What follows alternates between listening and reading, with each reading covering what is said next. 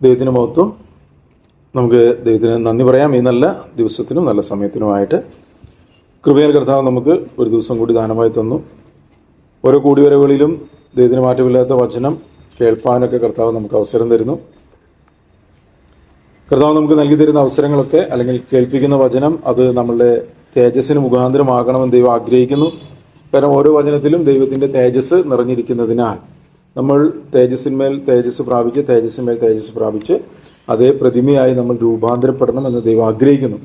എന്നാൽ അപ്പോൾ തന്നെ ദൈവവചനം പറയുന്നുണ്ട്, ഈ ലോകത്തിൽ നിങ്ങൾക്ക് കഷ്ടമുണ്ട്, അനേകം കഷ്ടങ്ങളിൽ കൂടിയാണ് നിങ്ങൾ ദൈവരാജ്യത്തിൽ പ്രവേശിക്കേണ്ടത്. നമ്മൾ ചിന്തിക്കുന്ന പോലെയൊന്നുമല്ല കാര്യങ്ങൾ. നമ്മൾ ആ അടുത്തുകൂടാത്ത വെളിച്ചത്തിലേക്ക് നമ്മൾ അടുക്കാനായിട്ട് ശ്രമിക്കും തോറും നമ്മളിലുള്ള മലിനതകളും കുറവുകളൊക്കെ വെളിപ്പെടാനും അതിനൊക്കെ നീക്കിക്കളയാനൊക്കെ കർത്താവ് നമ്മളെ സഹായിക്കും. കാരണം ദൈവവചനം വ്യക്തമായിട്ട് നമ്മൾ ഓർമ്മപ്പെടുത്തുന്നു, ഞാൻ വിശുദ്ധനാകിയാൽ നിങ്ങളും നിങ്ങളെ തന്നെ വിശുദ്ധീകരിച്ച് വിശുദ്ധരായിരിക്കും. വിശുദ്ധി കൂടാതെ ആരും കർത്താവിനെ കാണത്തില്ല. അപ്പോൾ തേജസ്സുള്ള കർത്താവിനെ കാണുക എന്നുള്ളതാണ് ഏതൊരു ദൈവഭക്തൻ്റെയും ഏതൊരു ദൈവ പൈതലിൻ്റെയും യഥാർത്ഥത്തിലുള്ള ആഗ്രഹം. അതായിരിക്കണം. കാരണം അതിനുവേണ്ടിയാണ് കർത്താവ് നമ്മളെ സ്നേഹിച്ച് കാൽവരി ക്രൂശിൽ തൻ്റെ ഏകജാതനായ പുത്രനെ തകർത്ത് കളയാനായിട്ടൊക്കെ അനുവദിച്ചതും. അതെല്ലാം നമ്മൾ നഷ്ടപ്പെട്ടു പോയ, പാപത്താൽ ദൈവ തേജസ് നഷ്ടപ്പെട്ടു പോയ മക്കളെ തിരികെ ദൈവ തേജസ്സുള്ള മക്കളാക്കി ദൈവത്തിൻ്റെ ആ തേജസ്സിൽ നമ്മളെ നിർത്തണം എന്നുള്ള ആഗ്രഹത്തോടു കൂടിയാണ്. അപ്പോൾ അതുകൊണ്ട് ഒരു പങ്ക് ആളുകൾക്ക് ഇത് മനസ്സിലാകുന്നില്ല. നമ്മൾ ഈ ഭൂമിയിൽ ജീവിക്കുമ്പോൾ പലവിധമായിട്ടുള്ള സാഹചര്യങ്ങളൊക്കെ ഉണ്ടാവും. ആ സാഹചര്യങ്ങളിൽ കൂടിയൊക്കെ നമ്മൾ കടത്തിവിട്ടാണ് നമ്മളെ ശുദ്ധീകരിക്കുന്നത്. നമ്മുടെ ഇഷ്ടങ്ങളിലല്ല, ദൈവത്തിൻ്റെ ഇഷ്ടത്തിനാണ് പ്രാധാന്യമുള്ളതെന്ന് തിരിച്ചറിയുന്ന ഒരു വ്യക്തിക്ക് മാത്രമേ ദൈവഹിതത്തിലേക്ക് വളർന്നു വരാനായിട്ട് സാധിക്കത്തുള്ളൂ. വളരെ ബുദ്ധിമുട്ടുള്ളൊരു കാര്യമാണ്. എന്നാൽ കർത്താവിൻ്റെ കൃപ നമ്മളെ ദൈവഹിതം തിരിച്ചറിഞ്ഞ് മനസ്സ് പുതുക്കാൻ സഹായിക്കും. കാരണം നമ്മുടെ മനസ്സ് എന്ന് പറയുന്നത് പാപത്താൽ മലിനമാക്കപ്പെട്ടതാണ്. ആ മനസ്സിൽ ഇരിക്കുന്ന കാര്യങ്ങളൊന്നും ദൈവരാജ്യത്തിന് കൊള്ളാകുന്നതല്ല. എത്ര നല്ലതാണെന്ന് നമ്മൾ പറഞ്ഞാലും, എത്ര എനിക്കിഷ്ടമുള്ള കാര്യങ്ങളാണെന്ന് പറഞ്ഞാലും ഇതൊന്നും ദൈവരാജ്യത്തിന് കൊള്ളാകുന്നതല്ല. അതുകൊണ്ട് ദൈവത്തിൻ്റെ ആത്മാവിനാൽ നമ്മൾ നയിക്കപ്പെട്ട് മനസ്സ് പുതുക്കിയെങ്കിൽ മാത്രമേ ദൈവരാജ്യത്തിന് കൊള്ളാകുന്ന വ്യക്തികളായിട്ട് തീരത്തുള്ളൂ. ദൈവത്തിന് മുഖപക്ഷമില്ല എന്നുള്ള കാര്യം മറന്നു പോകരുത്. നമ്മൾ ദൈവവചനത്തിൽ പറയുന്നുണ്ട്, മുഖപക്ഷം കൂടാതെ ഓരോരുത്തരും അവനവൻ്റെ പ്രവൃത്തികൾക്ക് തക്കവണ്ണം പ്രതിഫലം കൊടുക്കുന്നവനെ നിങ്ങൾ പിതാവെന്ന് വിളിക്കുന്നുവെങ്കിൽ നിങ്ങൾ പ്രവാസകാലം ഭയത്തോടും വിറയലോടും കൂടെ ജീവിക്കും. അപ്പോൾ മുഖപക്ഷമില്ല. കാരണം ഓരോരോ ലംഘനത്തിനും തക്കതായ ശിക്ഷ കൊടുത്തൊരു കർത്താവിനെ നമുക്ക് കാണാനായിട്ട് സാധിക്കും. ഇന്നും നമ്മൾ ചെയ്യുന്ന ഓരോരോ ലംഘനത്തിനും ശിക്ഷയുണ്ടെന്നുള്ള കാര്യം മറന്നു പോകരുത്. പലപ്പോഴും നമ്മളത് അറിയുന്നില്ല, പറ്റിപ്പോയതാണ്, അറിയാതെ കൊണ്ട് ചെയ്തു പോയതാണ്. സംഭവമൊക്കെ ശരിയായിരിക്കാം, പക്ഷേ ഓരോരോ ലംഘനത്തിനും നമ്മൾ പോലും അറിയാതെ നമുക്ക് പലവിധമായിട്ടുള്ള അസ്വസ്ഥതകളൊക്കെ ഉണ്ടാവും. അതുകൊണ്ടാണ് ദൈവവചനം പറയുന്നത്, നമ്മൾ വളരെ ശ്രദ്ധയോടുകൂടെ ആയിരിക്കണം നമ്മൾ ജീവിക്കേണ്ടത്. വാക്കുകളും പ്രവൃത്തികളും ഇടപെടലുകൾ, ബന്ധങ്ങൾ ഒക്കെ ദൈവരാജ്യത്തിനും ദൈവനീതിക്കൊത്തവണ്ണം ആയിരിക്കണം. ഒരുപക്ഷെ നമ്മൾ ചുറ്റിലും നോക്കുമ്പോൾ ഒരുപക്ഷെ ഈ പറയുന്ന രീതിയിൽ നടക്കുന്നവരൊന്നും കണ്ടുവെന്ന് വരത്തില്ലായിരിക്കാം. പക്ഷേ നമ്മുടെ ഉത്തരവാദിത്തമാണ് നമുക്ക് ലഭിച്ച വെളിച്ചത്തിൽ, നമുക്ക് ലഭിച്ച വചനത്തിൻ്റെ അനുസരണത്തിൽ, നമ്മളുടെ മേൽ പകർന്ന കൃപയിൽ ഒക്കെ നമ്മൾ മുന്നോട്ട് പോകണമെന്ന്. പകരുന്ന കൃപ വ്യർത്ഥമായി പോകാൻ ഇടവരുത്താതെ ദൈവകൃപ നമ്മളെ പുത്രനായ യേശുവിൻ്റെ സ്വരൂപത്തോട് നമ്മളെ അനുരൂപമാക്കണം എന്നുള്ള കാര്യം നമ്മൾ മറന്ന് പോകരുത്. നമുക്കിന്നൊരു വാക്ക് നെഹമ്യാവിൻ്റെ യിരെമ്യാ പ്രവാചകൻ്റെ പുസ്തകത്തിൽ ഒരു വചനം നമുക്ക് നോക്കാം. അതിൻ്റെ അവസാനത്തെ ഒരു വാക്യമാണ് 13-ാം അധ്യായത്തിൽ. അതിന് അവസാനം പറയുന്നൊരു വാക്ക് അവിടെ പറയുന്നത്, 13-ാം അധ്യായം, ഈ യിരെമ്യാ പ്രവാചകൻ, നിർമ്മലനായിരിക്കാൻ നിനക്ക് മനസ്സില്ല, ഇങ്ങനെ ഇനി എത്രത്തോളം. അപ്പോൾ അതൊരു ചോദ്യമാണ്. നമ്മൾ ഇസ്രായേൽ മക്കളോട് പ്രവാചകൻ ചോദിക്കുന്ന ഒരു ചോദ്യമാണ്. അതിൻ്റെ മുകളിൽ 22-ാമത്തെ വാക്യത്തിലൊക്കെ നമുക്കിങ്ങനെ കാണാനായിട്ട് പറ്റും, നിൻ്റെ അകൃത്യ ബഹുത്വം നിമിത്തം. അപ്പോൾ അകൃത്യം ആണ് ഒരു വ്യക്തിയെ നിർമ്മലതയിൽ നിന്നും വലിച്ചുകൊണ്ട് പോകുന്നത്. കാരണം ഈ അകൃത്യം എന്ന് പറയുന്നത് നമുക്ക് പെട്ടെന്ന് കണ്ടുപിടിക്കാൻ പറ്റുന്നൊരു കാര്യമല്ല. പക്ഷേ അകൃത്യം നീക്കിക്കളഞ്ഞാൽ മാത്രമേ ഒരു വ്യക്തി നിർമ്മലനാകത്തുള്ളൂ എന്നുള്ള കാര്യം മറന്നു പോകരുത്. ദൈവവചനം പറയുന്നുണ്ട്, അകൃത്യത്തിൽ ജീവിതം കഴിക്കുന്ന ആരും എന്ത് ചെയ്തില്ല, ശക്തി പ്രാപിക്കത്തില്ല. മനസ്സിലാകുന്നു. അപ്പോൾ യെഹെസ്കേൽ പ്രവാചകൻ്റെ പുസ്തകത്തിൽ 7-ാം അധ്യായം 13-ാം വാക്യം ഒന്ന് വായിച്ചു കഴിഞ്ഞാൽ അത് കാണാൻ പറ്റും. യെഹെസ്കേൽ 7:13 ഒന്ന് എടുത്തു കഴിഞ്ഞാൽ, യെഹെസ്കേൽ പ്രവാചകൻ്റെ പുസ്തകം 7-ാം അധ്യായത്തിൻ്റെ 13-ാം വാക്യത്തിൽ ഇങ്ങനെ പറയുന്നുണ്ട്, അകൃത്യത്തിൽ ജീവിതം കഴിക്കുന്ന ഒരുത്തനും ശക്തി പ്രാപിക്കുകയില്ല. കണ്ടോ, അകൃത്യത്തിൽ ജീവിതം കഴിക്കുന്ന ഒരുത്തനും ശക്തി പ്രാപിക്കത്തില്ല. അപ്പോൾ നമ്മളെ സംബന്ധിച്ചിടത്തോളം നമ്മൾ അകൃത്യം എന്ന് പറഞ്ഞാൽ വളരെ നിസ്സാരമായിട്ട് തോന്നുന്ന ഒരു കാര്യമായിരിക്കാം. സാരമില്ലെന്ന് നമ്മൾ ചിന്തിക്കുന്ന ഒരു കാര്യം നമ്മളെ നിർമ്മലതയിലേക്കും വിശുദ്ധിയിലേക്കും നയിക്കുന്നതിന് തടസ്സമാവുകയും, വിശുദ്ധിയിലേക്ക് ഒരു വ്യക്തി നയിക്കപ്പെടുന്നില്ലെങ്കിൽ എന്തില തുടരുന്നത്? അശുദ്ധിയിലാണ് തുടരുന്നത് എന്നുള്ള കാര്യം നമ്മൾ മറന്നു പോകരുത്. അപ്പോൾ നമ്മളുടെ സ്വയ സംഭാഷണവും എൻ്റെ മനസ്സിൻ്റെ തോന്നലുകളും ഒക്കെ പലപ്പോഴും നമ്മളെ അകൃത്യത്തിൽ തുടരാൻ പ്രേരിപ്പിക്കുമ്പോൾ ദൈവത്തിൻ്റെ ആത്മാവിനാൽ നയിക്കപ്പെട്ടെങ്കിൽ മാത്രമേ ദൈവം ആഗ്രഹിക്കുന്ന ഒരു അളവിൽ കാര്യങ്ങൾ ചെയ്യാനായിട്ട് പറ്റത്തുള്ളൂ. നമ്മൾ കർത്താവിൻ്റെ വചനത്തിലേക്ക് നോക്കുമ്പോൾ അതൊക്കെ നമുക്ക് കാണാനായിട്ട് കർത്താവ് സുവിശേഷങ്ങളിൽ പറയുന്നുണ്ട്. ഒരുത്തവൻ ചോദിക്കുന്നുണ്ട്, എൻ്റെ സഹോദരൻ എന്നോട് എന്തെങ്കിലും ചെയ്താൽ ഞാൻ എത്ര വട്ടം അവനോട് ക്ഷമിക്കണം എന്ന് കർത്താവ് ചോദിക്കുന്നുണ്ട്. അപ്പോൾ അവിടെ പറയുന്നൊരു കാര്യം എന്ന് പറഞ്ഞാൽ 7 വട്ടം മതിയോ എന്ന് അവൻ തന്നെ ചോദിക്കുകയാണ്. പക്ഷെ കർത്താവ് പറയുന്നുണ്ട് 7 അല്ല 7, 70 വട്ടം. ഇത് നമുക്കൊന്നും ഗ്രഹിക്കുന്ന കാര്യമല്ല.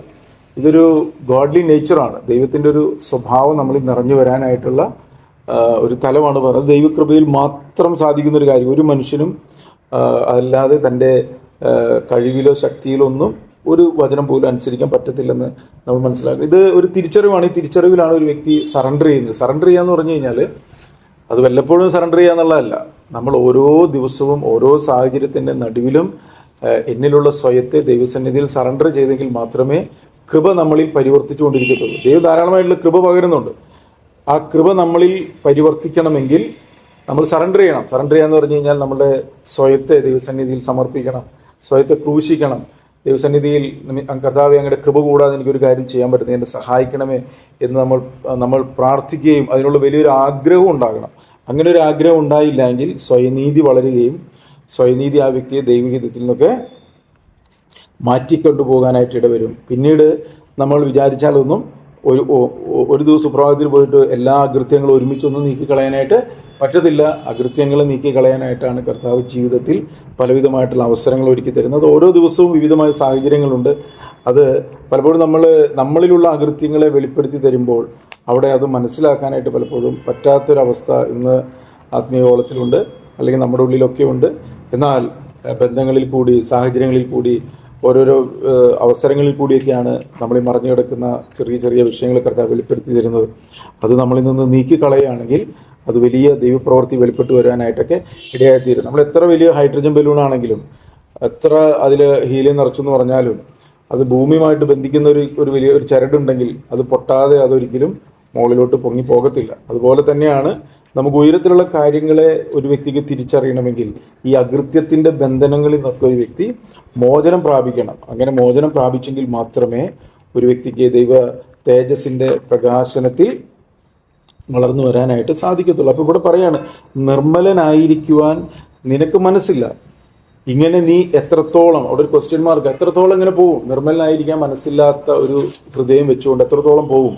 എത്ര സമയം നിങ്ങളങ്ങനെ മുന്നോട്ട് പോകും? സ്വയനീതിയിലും ഹൃദയ കാഠിന്യത്തിലും കയ്പിലും പകയിലും വെറുപ്പിലും വിദ്വേഷത്തിലും നീരസത്തെ ചുമന്നുകൊണ്ട്. നീരസം എന്ന് പറയുന്നത് ഒരു മണൽ പോലെ ഘനമേറിയതാണ്. നീരസം എന്ന് പറയുന്നതെന്ന് വചനം പറയുന്നുണ്ട്. നമ്മൾ നോക്കുമ്പോൾ ഒരു മണൽത്തരിക്ക് നമ്മൾ നോക്കുമ്പോൾ അത് അത്ര വലിയ സാരമുള്ളതായിട്ട് തോന്നത്തില്ല. പക്ഷെ അതിന് ഘനമുണ്ട്, അതിന് ഘനമുണ്ട്. അത് ചുമന്നുകൊണ്ട് നടക്കുമ്പോൾ അതൊരു വ്യക്തിയെ ദൈവഹിതത്തിൽ നിന്ന് തന്നെ പൂർണ്ണമായിട്ട് വലിച്ചുകൊണ്ട് പോകും. പലപ്പോഴും നമ്മൾ അതിനൊന്നും വലിയ പ്രാധാന്യം കൊടുക്കാറില്ല. എന്നാൽ ബന്ധങ്ങളിൽ കൂടിയൊക്കെയാണ് പലപ്പോഴും ഈ നമ്മളിൽ മറഞ്ഞു കിടക്കുന്ന കുറവുകൾ എന്തൊക്കെയാണെന്ന് തിരിച്ചറിയുന്നത്. അത് തിരിച്ചറിയാൻ വേണ്ടിയിട്ടാണ് കർത്താവ് നമ്മുടെ കുടുംബങ്ങളിലും ബന്ധങ്ങളിലും ഓരോരോ സാഹചര്യങ്ങളിലും ഇല്ലായ്മയിലും ചിലപ്പോൾ നിന്ദയിലും പരിഹാസത്തിലും ചെയ്യാത്ത കാര്യങ്ങൾ നമ്മളെക്കുറിച്ച് പറയുന്ന സാഹചര്യങ്ങളിലൊക്കെ, അല്ലെങ്കിൽ ഒറ്റപ്പെടുക, തള്ളിക്കളയുക, റിജക്റ്റ് ചെയ്യുക, നഷ്ടങ്ങളുണ്ടാകുക, ഇഷ്ടങ്ങൾ ചെയ്യാൻ പറ്റുക, ഇതൊക്കെ ഇങ്ങനെയുള്ള സാഹചര്യങ്ങളിലൊക്കെയാണ് നമ്മൾ അകത്തിരിക്കുന്ന പലതും വെളിപ്പെട്ട് വരുന്നത്.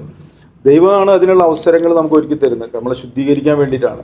നമ്മളുടെ ദേഹിയിലെ ഇഷ്ടങ്ങൾ നമ്മൾ ആഗ്രഹിക്കുന്നത് പോലെ എല്ലാം ചെയ്തുകൊണ്ട് നടക്കുന്ന ഒരു വ്യക്തിയെ സംബന്ധിച്ചിടത്തോളം ഒരിക്കലും ദൈവം ആഗ്രഹിക്കുന്ന ഒരു ശുദ്ധീകരണം ഒരിക്കലും ആ വ്യക്തിയിൽ ഉണ്ടാവത്തില്ല. അതുകൊണ്ടാണ് കർത്താവ് പറഞ്ഞത്, ധനവാൻ ദൈവരാജ്യത്തിൽ കടക്കുന്നത് വളരെ ബുദ്ധിമുട്ടാണ്. എന്തോ ധനവാന്റെ പ്രത്യേകത എന്ന് പറഞ്ഞാൽ ഒരു വ്യക്തിയുടെ സോളിലുള്ള ഇഷ്ടങ്ങളെ അപ്പോൾ ചെയ്യാനായിട്ട് അവൻ്റെ ധനം അവനെ സഹായിക്കും. മനസ്സിലാവുന്നുണ്ടോ?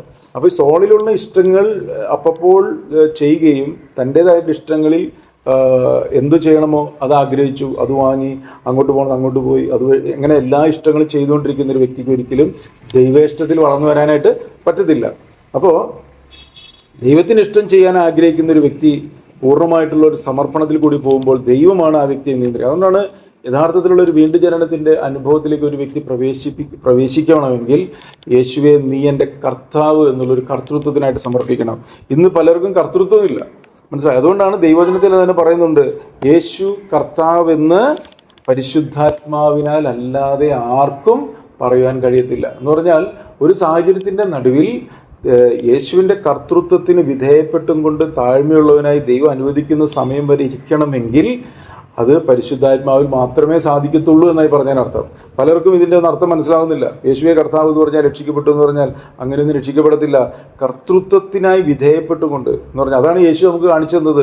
തൻ്റെ 33 വർഷത്തെ ജീവിതത്തിൽ താൻ പൂർണ്ണമായിട്ടും പിതാവിന് വിധേയപ്പെട്ടു, പൂർണ്ണമായിട്ടും ദൈവത്തിൻ്റെ ഇഷ്ടം തൻ്റെ ജീവിതത്തിൽ നിറവേറത്തക്ക രീതിയിലുള്ള ഒരു വ്യക്തിത്വമായിട്ട് യേശു മാറി. ഞാൻ സ്വയമായി സംസാരിക്കാതെ, സ്വയമായി ഒന്നും ചെയ്യാതെ പിതാവ് തന്നിൽ വസിച്ചുകൊണ്ട് പിതാവിൻ്റെ ഇഷ്ടം നിറവേറ്റുന്ന ഒരു വ്യക്തിയായിട്ട് മാറി. ഇത് തന്നെയാണ് ഇന്ന് നമ്മളിലും നിറവേറേണ്ടത്. ദൈവത്തിൻ്റെ ഇഷ്ടം നമ്മളിൽ നിറവേറണം. ദൈവത്തിൻ്റെ ഇഷ്ടം നമ്മളിൽ നിറവേറണമെങ്കിൽ നമ്മളിലുള്ള പല അകൃത്യങ്ങളും, നമ്മളിൽ മറഞ്ഞു കിടക്കുന്ന മുറുകെ പറ്റുന്ന പാപങ്ങളും സ്വയത്തിൻ്റെ ഇഷ്ടങ്ങളൊക്കെ എന്ത് ചെയ്യണം?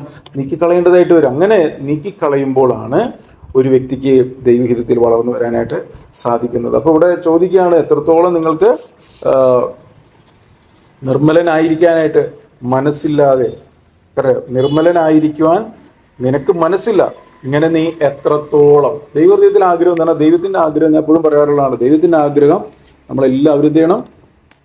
ശുദ്ധീകരണം പ്രാപിക്കണം. വിശ്വാസികളുടെ പിതാവായ അബ്രഹാമിനെ ദൈവം വിളിക്കുമ്പോൾ നമുക്കറിയാം, 75-ാമത്തെ വയസ്സിലാണ് ദൈവം അബ്രഹാമിനെ വിളിക്കുന്നത്, അല്ലേ? അബ്രഹാമിനെ വിളിക്കുമ്പോൾ അബ്രഹാമിനോട് ദൈവം പലതും കാണിച്ചു കൊടുക്കുന്നുണ്ട്. ഞാൻ ആകാശത്തിലെ നക്ഷത്രങ്ങളെ പോലെ നിനക്ക് മക്കളെ തരാം, പല വാഗ്ദത്തങ്ങളൊക്കെ ദൈവം ചെയ്യുന്നുണ്ട്. പക്ഷേ നമുക്കറിയാം, ഉൽപ്പത്തി പുസ്തകം 17-ാം അധ്യായത്തിൽ അവിടെ ഇതേ അബ്രഹാമിനോട് ദൈവം പറയുന്ന ഒരു കാര്യം നമുക്ക് കാണാനായിട്ട് സാധിക്കും. എന്തിനാ ദൈവം അങ്ങനെ പറയുന്നത്? ഇങ്ങനെ പറയേണ്ട വല്ല കാര്യമുണ്ടോ ദൈവത്തിന്? നോക്കിയാൽ 17-ാം അധ്യായത്തിന് 75-ാമത്തെ വയസ്സിൽ വിളിച്ച അബ്രഹാമിന് ഇപ്പോൾ എത്ര വയസ്സായി? 99 വയസ്സായി. കണ്ടോ, അബ്രഹാമിന് 99 വയസ്സുള്ളപ്പോൾ യഹോവ അബ്രഹാമിന് പ്രത്യക്ഷനായി അവനോട്, ഞാൻ സർവശക്തിയുള്ള ദൈവമാകുന്നു, നീ എൻ്റെ മുൻപാകെ നടന്ന് നിഷ്കളങ്കനായിരിക്കുക. കണ്ടോ, അപ്പോൾ അവിടെ എന്തിനാ അങ്ങനെയൊക്കെ പറഞ്ഞ് ഞാൻ സർവശക്തിയുള്ള ദൈവമാകുന്നു എന്ന് പറഞ്ഞ എന്താ അർത്ഥം? തന്നെ വിളിച്ചപ്പോൾ ദൈവം പറഞ്ഞ കാര്യങ്ങളൊക്കെ ചെയ്യാൻ ഞാൻ മതിയായവനാണ്. കാരണം ഈ 99 വയസ്സായ അബ്രഹാം നിഷ്കളങ്കനായിരിക്കണമെന്ന് പറയുമ്പോഴും അബ്രഹാമിൻ്റെ ഹൃദയത്തിലുള്ള വിഷമം എന്തായിരിക്കും? ദൈവമേ, നീ പല വാഗ്ദത്തങ്ങളും എന്നോട് ചെയ്തിട്ടുണ്ടല്ലോ, നീ എനിക്ക് മക്കളെ തരുമെന്ന് പറഞ്ഞ് ഈ 99-ാമത്തെ വയസ്സിൽ ഞാൻ ഇനി ഇവിടുന്ന് മക്കളെ ഉണ്ടാകുന്നത്. അതുകൊണ്ടാണല്ലോ അബ്രഹാം പറയുന്നുണ്ടല്ലോ, എൻ്റെ ദാസനായ അബിമേലെക്ക്, അല്ലേ, എലിയാസർ അവൻ മതി, ഇനി വേറെ ഇതൊന്നും വേണ്ട എന്നൊക്കെ പറയുന്നത് നമുക്ക് കാണാനായിട്ട് സാധിക്കും. ഇവിടെ പക്ഷെ കർത്താവ് ഒരു കാര്യം പറയാണ്. എന്താ പറയുന്നത് നോക്കിയാൽ ശ്രദ്ധിച്ചേ, കേട്ടോ, ഞാൻ സർവശക്തിയുള്ള ദൈവമാകുന്നു. എന്നിട്ട് പറയുന്നത് കണ്ടോ, സർവശക്തിയുള്ള ദൈവമാകുന്നു, നീ എൻ്റെ മുമ്പാകെ നടന്ന് നിഷ്കളങ്കനായിരിക്കും എന്ന് പറഞ്ഞാൽ ഞാൻ നിന്നോട് പറഞ്ഞത് നിവർത്തിക്കുവാൻ ഞാൻ മതിയായവനാണ്, അതിനൊരു തടസ്സമില്ല. പക്ഷേ നീ എൻ്റെ മുൻപാകെ നിഷ്കളങ്കനായിരിക്കണമെങ്കിൽ നിന്റെ ഹൃദയത്തിലൊരു ആഗ്രഹം ഉണ്ടാകണം. മനസ്സിലായോ? അതിന് ദൈവത്തിന് പ്രത്യേകിച്ചൊന്നും ചെയ്യാൻ പറ്റത്തില്ല. പറ്റുമോ? മക്കളെ കൊടുക്കാമെന്ന് പറഞ്ഞ കാര്യത്തിന് അവന് 99 അല്ല, അവന് 500 വയസ്സായാലും മക്കളെ കൊടുക്കാൻ ദൈവത്തിന് പറ്റും. പക്ഷേ നീ നിഷ്കളങ്കനായി നടക്കണമെന്ന് പറയുന്ന ഒരു കാര്യത്തിന് ദൈവത്തിന് എന്ത് ചെയ്യാൻ പറ്റും? ഒന്നും ചെയ്യാൻ പറ്റത്തില്ല. കാരണം എന്തുവാ? അത് ഫ്രീ വില്ലിൽ ഒരു വ്യക്തി സ്വയമായി തന്നെത്താൻ താഴ്ത്തി സമർപ്പിച്ച് ദൈവത്തിനോട് ചേർന്ന് നടക്കണമെന്നുള്ളൊരു ആഗ്രഹത്തിൽ മാത്രം സാധ്യമാകുന്ന ഒരു കാര്യമാണ്. അതിന് ദൈവത്തിന് ചെയ്യാൻ പറ്റുന്ന ഒറ്റ കാര്യമുള്ളൂ, ആഗ്രഹിക്കുന്ന ആത്മാക്കളെ തൻ്റെ കൃപ പകർന്ന് തൃപ്തിപ്പെടുത്തും. മനസ്സിലായോ? അപ്പോൾ ഇത് തന്നെയാണ് നമ്മൾ ഈ ബൈബിളിൽ മൊത്തം കാണുന്നത്, ദൈവത്തിൻ്റെ ഹൃദയം. കാരണം ദൈവം മനുഷ്യനെ സൃഷ്ടിച്ചപ്പോൾ അവർക്ക് ഫ്രീ വില്ല് തന്നിരിക്കുകയാണ്. മനസ്സിലാവുമല്ലോ? അവന് സ്വയത്തിൽ കാര്യങ്ങൾ ചെയ്യാനും തള്ളിക്കളയാനൊക്കെയുള്ള ഫ്രീ വില്ല് തന്നിരിക്കുന്നു. അതുകൊണ്ട് തന്നെ ഓരോ കഥാപാത്രങ്ങളും ബൈബിളിൽ നമ്മൾ കാണുമ്പോൾ, ഓരോ വ്യക്തിത്വങ്ങളെ കാണുമ്പോൾ ദൈവം വളരെ എന്താ പറയുന്നത്, വളരെ ഹൃദയപൂർവ്വമാണ് അവരോട് ഇടപെടുന്നത്. ഇപ്പോൾ നോക്കി, ഇസ്രായേൽ മക്കളോട് പറയുന്നൊരു കാര്യം കേട്ടോ, നിർമ്മലനായിരിക്കാൻ നിനക്ക് മനസ്സില്ല, ഇങ്ങനെ നീ എത്രത്തോളം നീ ഇങ്ങനെ പോവും. ഇവിടെ നമ്മൾ ഓരോ ഭാഗങ്ങളിലും ഇത് കാണാനായിട്ട് സാധിക്കും. ലേവ്യ പുസ്തകത്തിലാണ് പറയുന്നത്, ഞാൻ വിശുദ്ധനായ ഒരു ദൈവമാണ്. നിങ്ങൾ എന്ത് ചെയ്യണം? വിശുദ്ധരായിരിക്കണം. നിങ്ങളെ തന്നെ വിശുദ്ധീകരിച്ച് വിശുദ്ധരായിരിക്കണം. ഓരോ പേജിൽ ഇതാ പറയുന്നത്. പക്ഷെ മനുഷ്യനത് മനസ്സിലാവണില്ല. ഇങ്ങനെ ഒരു വിശുദ്ധി ഏത് മേഖലയിലെ വിശുദ്ധി വേണ്ടതെന്ന് അറിയുന്നില്ല. കാരണം വിശുദ്ധി എന്ന് പറയുന്നത് നമ്മൾ ഈ എന്താ പറയുന്ന പുറമേ ഉള്ള കുറേ കാര്യങ്ങൾ നോക്കിയിട്ടാണ് വിശുദ്ധിയുടെ മാനദണ്ഡം നിശ്ചയിക്കുന്നതെങ്കിൽ അങ്ങനെയല്ല വിശുദ്ധി എന്ന് പറയും. വിശുദ്ധി ഓരോരോ വചനത്തിൻ്റെ അനുസരണത്തിൽ കൂടി മാത്രം ഒരു വ്യക്തിയിൽ നിറഞ്ഞു വരുന്നതാണ് എന്ന് നമ്മൾ മനസ്സിലാക്കണം. അത് നമ്മളുടെ സൗകര്യത്തിനല്ല ഏത് മേഖലയിൽ വിശുദ്ധീകരിക്കണമെന്ന് നമ്മളല്ല തീരുമാനിക്കുന്നത്. ഇന്ന മേഖലയിൽ ഞാനങ്ങ് വിശുദ്ധി പ്രാപിച്ച കർത്താവിൻ്റെ സന്നിധിയിൽ നിൽക്കാമെന്ന് പറയാൻ പറ്റത്തില്ല. ഓരോ വ്യക്തിയെ ഏത് മേഖലയിൽ ശുദ്ധീകരിക്കണം, ഏത് അളവിൽ ശുദ്ധീകരിക്കണം, എപ്പോൾ ശുദ്ധീകരിക്കണം, എങ്ങനെ ശുദ്ധീകരിക്കണം, ഏത് സാഹചര്യത്തിൽ കൂടി ഇതൊക്കെ തീരുമാനിക്കുന്ന ആരാ? എല്ലാം തീരുമാനിക്കുന്നത് ദൈവമാണ്. നമ്മൾക്ക് വേണ്ടത് ആ ദൈവത്തോട് ചേർന്ന് നടക്കാനുള്ളൊരു മനസ്സുണ്ടാകണം. അതുകൊണ്ട് ദൈവജനം രണ്ടുപേർ ഒത്തിട്ടല്ലാതെ നടക്കുവാൻ സാധിക്കുമോ? അപ്പം അങ്ങനെ നമ്മളെ ദൈവം ആഗ്രഹിക്കുന്ന ഒരളവിൽ ഒരുക്കുവാനും ദൈവത്തിൻ്റെ ആ ഹിതത്തിൽ നമ്മൾ എത്തിച്ചേരാനും വേണ്ടിയിട്ട് ദൈവം നമുക്ക് നൽകിയതാണ് വാഗ്ദത്തത്തിൻ പരിശുദ്ധാത്മാവെന്ന കാര്യസ്ഥൻ. ആ കാര്യസ്ഥനോട് നമ്മൾ ഒരിക്കലും മറുതലിക്കരുത്. നമ്മൾ പറയും പരിശുദ്ധാത്മാവിനോടൊന്നും ഞങ്ങൾ ഒരിക്കലും മറുതലിക്കത്തില്ല, അല്ലേ? നമ്മൾ ഇവർ പറയുന്നുണ്ടല്ലോ, യേശു പറഞ്ഞു നിങ്ങളിൽ ഒരുത്താൻ എന്നെ തള്ളി പറയുമെന്ന് പറഞ്ഞപ്പോൾ ഞങ്ങൾ ആരും തള്ളി പറയത്തില്ല എന്ന് എല്ലാവരും പറഞ്ഞു. പക്ഷെ എല്ലാവരും എന്ത് ചെയ്തു?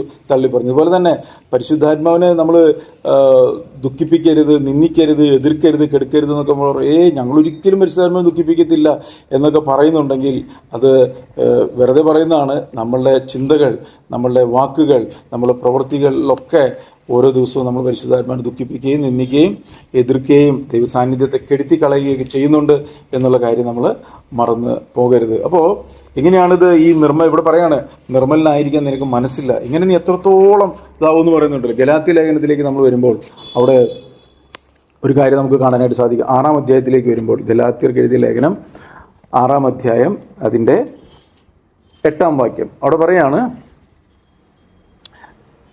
6-ാം അധ്യായം, വിതയ്ക്കുന്നവൻ ജഡത്തിൽ നിന്ന് നാശം കൊയ്യും, ആത്മാവിൽ വിതയ്ക്കുന്നവൻ ആത്മാവിൽ നിന്ന് നിത്യജീവനെ കൊയ്യും. 2 തരം വിതയെ കുറിച്ച് അവിടെ പറയുന്നു. ഒന്ന് ജഡത്തിൽ വിതയ്ക്കും, 2 ആത്മാവിൽ വിതയ്ക്കും. ഇത് രണ്ടും നമ്മളുടെ ഉള്ളിലുള്ളതാണ്. ഇതിൻ്റെ ഏതെങ്കിലും ഒരു വിത ഓരോ ദിവസവും നടന്നുകൊണ്ടിരിക്കുന്നുണ്ടെന്നുള്ള കാര്യം നമ്മൾ മറന്നു പോകരുത്. ജഡത്തിൽ വിതയ്ക്കുന്നവൻ, ആത്മാവിൽ വിതയ്ക്കുന്നവൻ, ജഡത്തിൽ കൊയ്യുന്നവൻ, ആത്മാവിൽ കൊയ്യുന്നവൻ. അപ്പോൾ ഈ 2 വിതയും കൊയ്ത്ത് നടക്കുന്നുണ്ട്. ഈ പലപ്പോഴും നമ്മൾ അധികവും വിതയ്ക്കുന്നത് ജഡത്തിലായതുകൊണ്ട് ധാരാളമായിട്ട് ഈ ജഡത്തിൽ നാശം കൊയ്യുന്ന ഒരു അനുഭവത്തിലേക്കാണ് അനേകർ പോയിക്കൊണ്ടിരിക്കുന്നത്. എന്ന് പറഞ്ഞാൽ ഈ ജഡത്തിൽ വിതയ്ക്കുന്നത് പലപ്പോഴും അറിയത്തില്ല. നമ്മൾ ഈ കർത്താവ് ഒരു വിതക്കാരൻ്റെ ഉപമ പറയുമ്പോൾ വിതക്കാരൻ വിതപ്പാനായിട്ട് പുറപ്പെട്ടു. അവിടെ പറയുന്നൊരു കാര്യം എന്ന് പറയുന്നത്, ചിലത് വഴിയരികിൽ വീണു, അല്ലേ? വീണു, അത് പറവ് കൊത്തിക്കൊണ്ടുപോയി. ചിലത് മുള്ളിനിടയിൽ വീണു, അത് വളർന്നു, അല്ലെ? ചിലത് പാറയുടെ ഇടയിൽ വീണു, അതും വളർന്നു. ചിലത് നല്ല നിലത്ത് എന്ത് ചെയ്തു? നല്ല നിലത്ത് വിതച്ചു, അത് 100, 60, 30 മേനിയൊക്കെ പുറപ്പെട്ടു. ഞാൻ പറഞ്ഞത് ഈ വഴിയരികിൽ വീണത് പറവ് കൊത്തിക്കൊണ്ടുപോയെങ്കിലും ഈ പാറയിലും അതുപോലെ മുള്ളിനും ഇടയിൽ വീണതൊക്കെ മുളച്ചു വന്നു, അല്ല? അത് വീണുപോയതാണ്. അവിടെയല്ല വിതയ്ക്കാൻ ആഗ്രഹിച്ചു. ഇതുപോലെ തന്നെ നമ്മളുടെ ഉള്ളിലൊക്കെ ഈ നല്ല വിത്ത് വിതയ്ക്കേണ്ടതിന് പകരം ഈ നാശത്തിൻ്റെ ജഡത്തിൽ നിന്ന് നാശം കൊയ്യുന്ന തരത്തിലുള്ള ഒത്തിരി സംഭവങ്ങൾ നമ്മുടെ ഉള്ളിലൊക്കെ കിടപ്പുണ്ട്. ഇത് നമ്മൾ പോലും അറിയാതെ എന്ത് ചെയ്യുന്നുണ്ട്? ഓരോ സാഹചര്യ നടുവിൽ നമ്മുടെ വാക്കായിട്ടും പ്രവൃത്തിയായിട്ടൊക്കെ എന്ത് ചെയ്യുന്നുണ്ട്? ഇത് വീഴുന്നുണ്ട്. മനസ്സിലായി? വീഴുന്നൊക്കെ എന്ത് ചെയ്യും? വീഴുന്നതെല്ലാം മുളച്ചു വരും, അല്ലേ? ഈ വീഴുന്നത് അപ്പോൾ തന്നെയല്ല മുളയ്ക്കുന്നത്. നമ്മൾ നോക്കിയാൽ ഒരു മഴ പെയ്യുമ്പോഴല്ലേ ഈ കളകളൊക്കെ എന്ത് ചെയ്യുന്നത്? മുളച്ചു വരുന്നത്. അപ്പോൾ ഈ വീഴുന്നത് പല സാഹചര്യത്തിലായിരിക്കും, പല വ്യക്തികളിൽ നിന്നായിരിക്കാം ചിലപ്പോൾ വീഴുന്നത്, വാക്കുകൾ കൊണ്ടൊക്കെ വീഴുന്നത്. പക്ഷെ അത് മുളച്ചു വരുന്നത് എപ്പോഴാണ്? അതിനുള്ളൊരു സാഹചര്യം ഉണ്ടാകുമ്പോഴാണ് അത് മുളച്ചു വരുന്നത്. പെട്ടെന്ന് വചനം പറയുന്നുണ്ടല്ലോ, വിത്ത് വിതച്ചു, നല്ല വിത്ത് വിതച്ചു, കുറച്ച് കഴിഞ്ഞപ്പോൾ എന്ത് സംഭവിച്ചു? വിത്ത് മുളച്ചു വന്നു, പെട്ടെന്ന് അതിൻ്റെ കൂടെ കളയും കാണായി വന്നു. അതൊക്കെ കളയും പൊങ്ങി വരികയാണ്. മനസ്സിലാവുന്നുണ്ട്? അപ്പോൾ പറയുന്നുണ്ട് നല്ല വിത്തല്ലേ വിതച്ച്. ഇതെങ്ങനെ സംഭവിച്ചു? നമ്മൾ നോക്കുമ്പോൾ കുഴപ്പമൊന്നുമില്ല, ഇതെങ്ങനെ സംഭവിച്ചു? എങ്ങനെ നീരസം വന്നു? എങ്ങനെ കയ്പ് വന്നു? എങ്ങനെ വെറുപ്പ് വന്നു? എങ്ങനെ പക വന്നു? എങ്ങനെ പിണക്കം വന്നു? എങ്ങനെ സംശയം വന്നു? എങ്ങനെ ഈ ക്ഷീണം വന്നു? തളർച്ച വന്നു? അപ്പോൾ നോക്കുമ്പോൾ അപ്പോഴല്ല പ്രശ്നം ഉണ്ടായത്, ഇപ്പോഴോ ഏതോ ഒരു സമയത്ത് പിശാച് എന്ത് ചെയ്ത കള വിതച്ചതാണ്. മനസ്സിലായോ? അത് മുളയ്ക്കാനുള്ളൊരു സാഹചര്യം നമ്മളുടെ ജീവിതത്തിൽ ചിലപ്പോൾ ഉണ്ടായി വരുമ്പോൾ പെട്ടെന്ന് ആ സാഹചര്യത്തുമായി റിലേറ്റഡ് ആയിട്ടുള്ള കാര്യങ്ങളല്ല മുളയ്ക്കുന്നത്. വേറെ ഈ പിശാച് ഇട്ടിട്ട് പോയ ആ പലവിധമായ കളകളാണ് മുളച്ചു വരുന്നത്. പക്ഷേ നമ്മളൊരു കാര്യം മനസ്സിലാക്കണം, ഏത് തരത്തിൽ വീണ സംഭവം മുളച്ചാലും ഇവിടെ പറയാണ്, ജഡത്തിൽ വിതച്ചാൽ ജഡത്തിൽ നിന്നും നാശം കൊയ്യും. ഒരു സംശയമില്ല എന്ന് ദൈവവചനം പറയാണ്. അപ്പോൾ നമ്മൾ മനസ്സിലാക്കേണ്ട ഒരു കാര്യമാണ്. അതാണ് ഞാൻ ഈ നേരത്തെ പറഞ്ഞത്, അകൃത്യമാണ് പലപ്പോഴും ഇങ്ങനെ സംഭവിക്കുന്നത്. സാരമില്ല, കുഴപ്പമില്ല, നമ്മൾ അങ്ങനെ ചിന്തിക്കുന്ന പല കാര്യങ്ങളും പല പിശാചിന് ഇടം കിട്ടുന്നതാണ്. അവിടെ എല്ലാം നമ്മളീ പറയുന്ന എല്ലാ അകൃത്യങ്ങളും എന്ത് ചെയ്യണം? നീക്കിക്കളയണം, ഏറ്റുപറയണം, ഉപേക്ഷിക്കണം, ക്ഷമിക്കണം, മറക്കണം, പൊറുക്കണം. ഇതൊക്കെ ദൈവവചനത്തിൽ പറയുന്ന കാര്യമാണ്. നമ്മൾ ഇവിടെ ഒരു ഭാഗത്ത് നോക്കുകയാണെങ്കിൽ ദൈവത്തിൻ്റെ ഒരു സ്വഭാവത്തെ നമുക്ക് കാണാനായിട്ട് സാധിക്കും. നമ്മൾ യോഹന്നാൻ്റെ ലേഖനം വായിക്കുമ്പോൾ അവിടെ പറയുന്നുണ്ട്, ദൈവം എന്താണ്? ദൈവം സ്നേഹം. ദൈവം എന്താണ്? ദൈവം എന്താണെന്ന് അവിടെ പറയുന്നത് യോഹന്നാൻ്റെ ലേഖനത്തിൽ. യോഹന്നാൻ്റെ ലേഖനം 1 യോഹന്നാൻ 4:8 16 പറയുന്നത് എന്താ? ദൈവം സ്നേഹമാകുന്നു. എന്തിനവിടെ അങ്ങനെ രേഖപ്പെടുത്തിയിരിക്കും? ദൈവം സ്നേഹമാകുന്നു എന്ന്. ആ സ്നേഹമാകുന്ന ദൈവമാണ് നമ്മളിൽ വസിക്കുന്നതെങ്കിൽ നമ്മളും സ്നേഹമായി തീരാൻ വേണ്ടിയിട്ടാണ്. മനസ്സിലാവുന്നുണ്ടോ? നമ്മളിലും ആ ദൈവത്തിൻ്റെ സ്നേഹത്തിൻ്റെ നിറവുണ്ടാകണം. അതിനു വേണ്ടിയിട്ടാണ് അവിടെ രേഖപ്പെടുത്തി, ദൈവം സ്നേഹമാകുന്നു, അവനിൽ ഇരുട്ടൊട്ടുമില്ല, അവൻ വെളിച്ചമാണ്, അവൻ സത്യമാണ് എന്നൊക്കെ പറയുമ്പോൾ ഇതൊക്കെ എന്തിനാ അങ്ങനെ രേഖപ്പെടുത്തുന്നത്? നമ്മൾ മനസ്സിലാക്കി ദൈവത്തിൻ്റെ മക്കളാകുന്ന നമ്മൾ ദൈവത്തിൻ്റെ ആത്മാവിനെ നയിക്കപ്പെടുമ്പോൾ നമ്മളും സ്നേഹമാകണം, നമ്മളും സത്യമാകണം, നമ്മളും വെളിച്ചമാകണം, നമ്മളും അതേ വിശുദ്ധിയിൽ വളർന്നു വരാൻ വേണ്ടിയിട്ടാണ്. അതല്ലാതെ ഇത് വായിച്ചിട്ടോ അല്ലാതെ നോട്ട് ചെയ്ത് വെച്ചിട്ടൊന്നും കഥയില്ല. നമ്മളുടെ ജീവിതത്തിൽ എന്ത് ചെയ്യണം? ഇത് വ്യക്തിപരമായിട്ട് നമ്മൾ ഒരു സാഹചര്യത്തിൽ നടുവ് നമ്മൾ സ്നേഹമായി തീരണം. അപ്പോൾ മറ്റുള്ളവരിൽ നിന്നും സ്നേഹം വെളിപ്പെടാത്തൊരു സമയത്ത് നമ്മളിൽ നിന്നും സ്നേഹം വെളിപ്പെടുന്നില്ലെങ്കിൽ ആ വ്യക്തി നമ്മൾ തമ്മിൽ ഒരു വ്യത്യാസവുമില്ല. മനസ്സിലായോ? അതാണ് യേശുവിൻ്റെ സ്നേഹത്തിൻ്റെ പ്രത്യേകത. നമ്മളിൽ നിന്ന് പലപ്പോഴും ഈ സ്നേഹമൊന്നുമല്ല വെളിപ്പെട്ട് വരുന്നത്. അതുകൊണ്ടാണ് ദൈവവചനം പറയുന്നത്, അവൻ അവരെ സ്നേഹിച്ചു, അവസാനത്തോളം സ്നേഹിച്ചു. അപ്പോൾ ഈ ഒരു സ്നേഹം നമ്മളിൽ നിന്നും ഒരു സാഹചര്യം നേടി വെളിപ്പെട്ട് വരണമെങ്കിൽ നമ്മുടെ ഹൃദയത്തിൽ ദൈവത്തിൻ്റെ സ്നേഹം നിറയണം. അപ്പോൾ അങ്ങനെ നിറയുമ്പോഴാണ് ഈ പറയുന്ന ഒരു അനുഭവത്തിലേക്കൊക്കെ നമുക്ക് കയറി വരാനായിട്ട് പറ്റുന്നത്. യേശു വെളിച്ചമാണ് എന്ന് പറഞ്ഞു കഴിഞ്ഞാൽ എന്താ? ഈ ഇരുട്ട് വെളിപ്പെടേണ്ട ഒരു സാഹചര്യത്തിൽ നമ്മളിൽ കൂടെ ഉള്ള വെളിച്ചം അവിടെ വെളിപ്പെട്ട് വരുമ്പോൾ ആ ഇരുട്ടിന് നമ്മളെ പിടിക്കാനായിട്ട് പറ്റത്തില്ല. വചനം പറയുന്നുണ്ട്, ഇരുൾ നിങ്ങളെ പിടിക്കാതിരിക്കാൻ വെളിച്ചമുള്ളിടത്തോളം വെളിച്ചത്തിൽ നടക്കണം.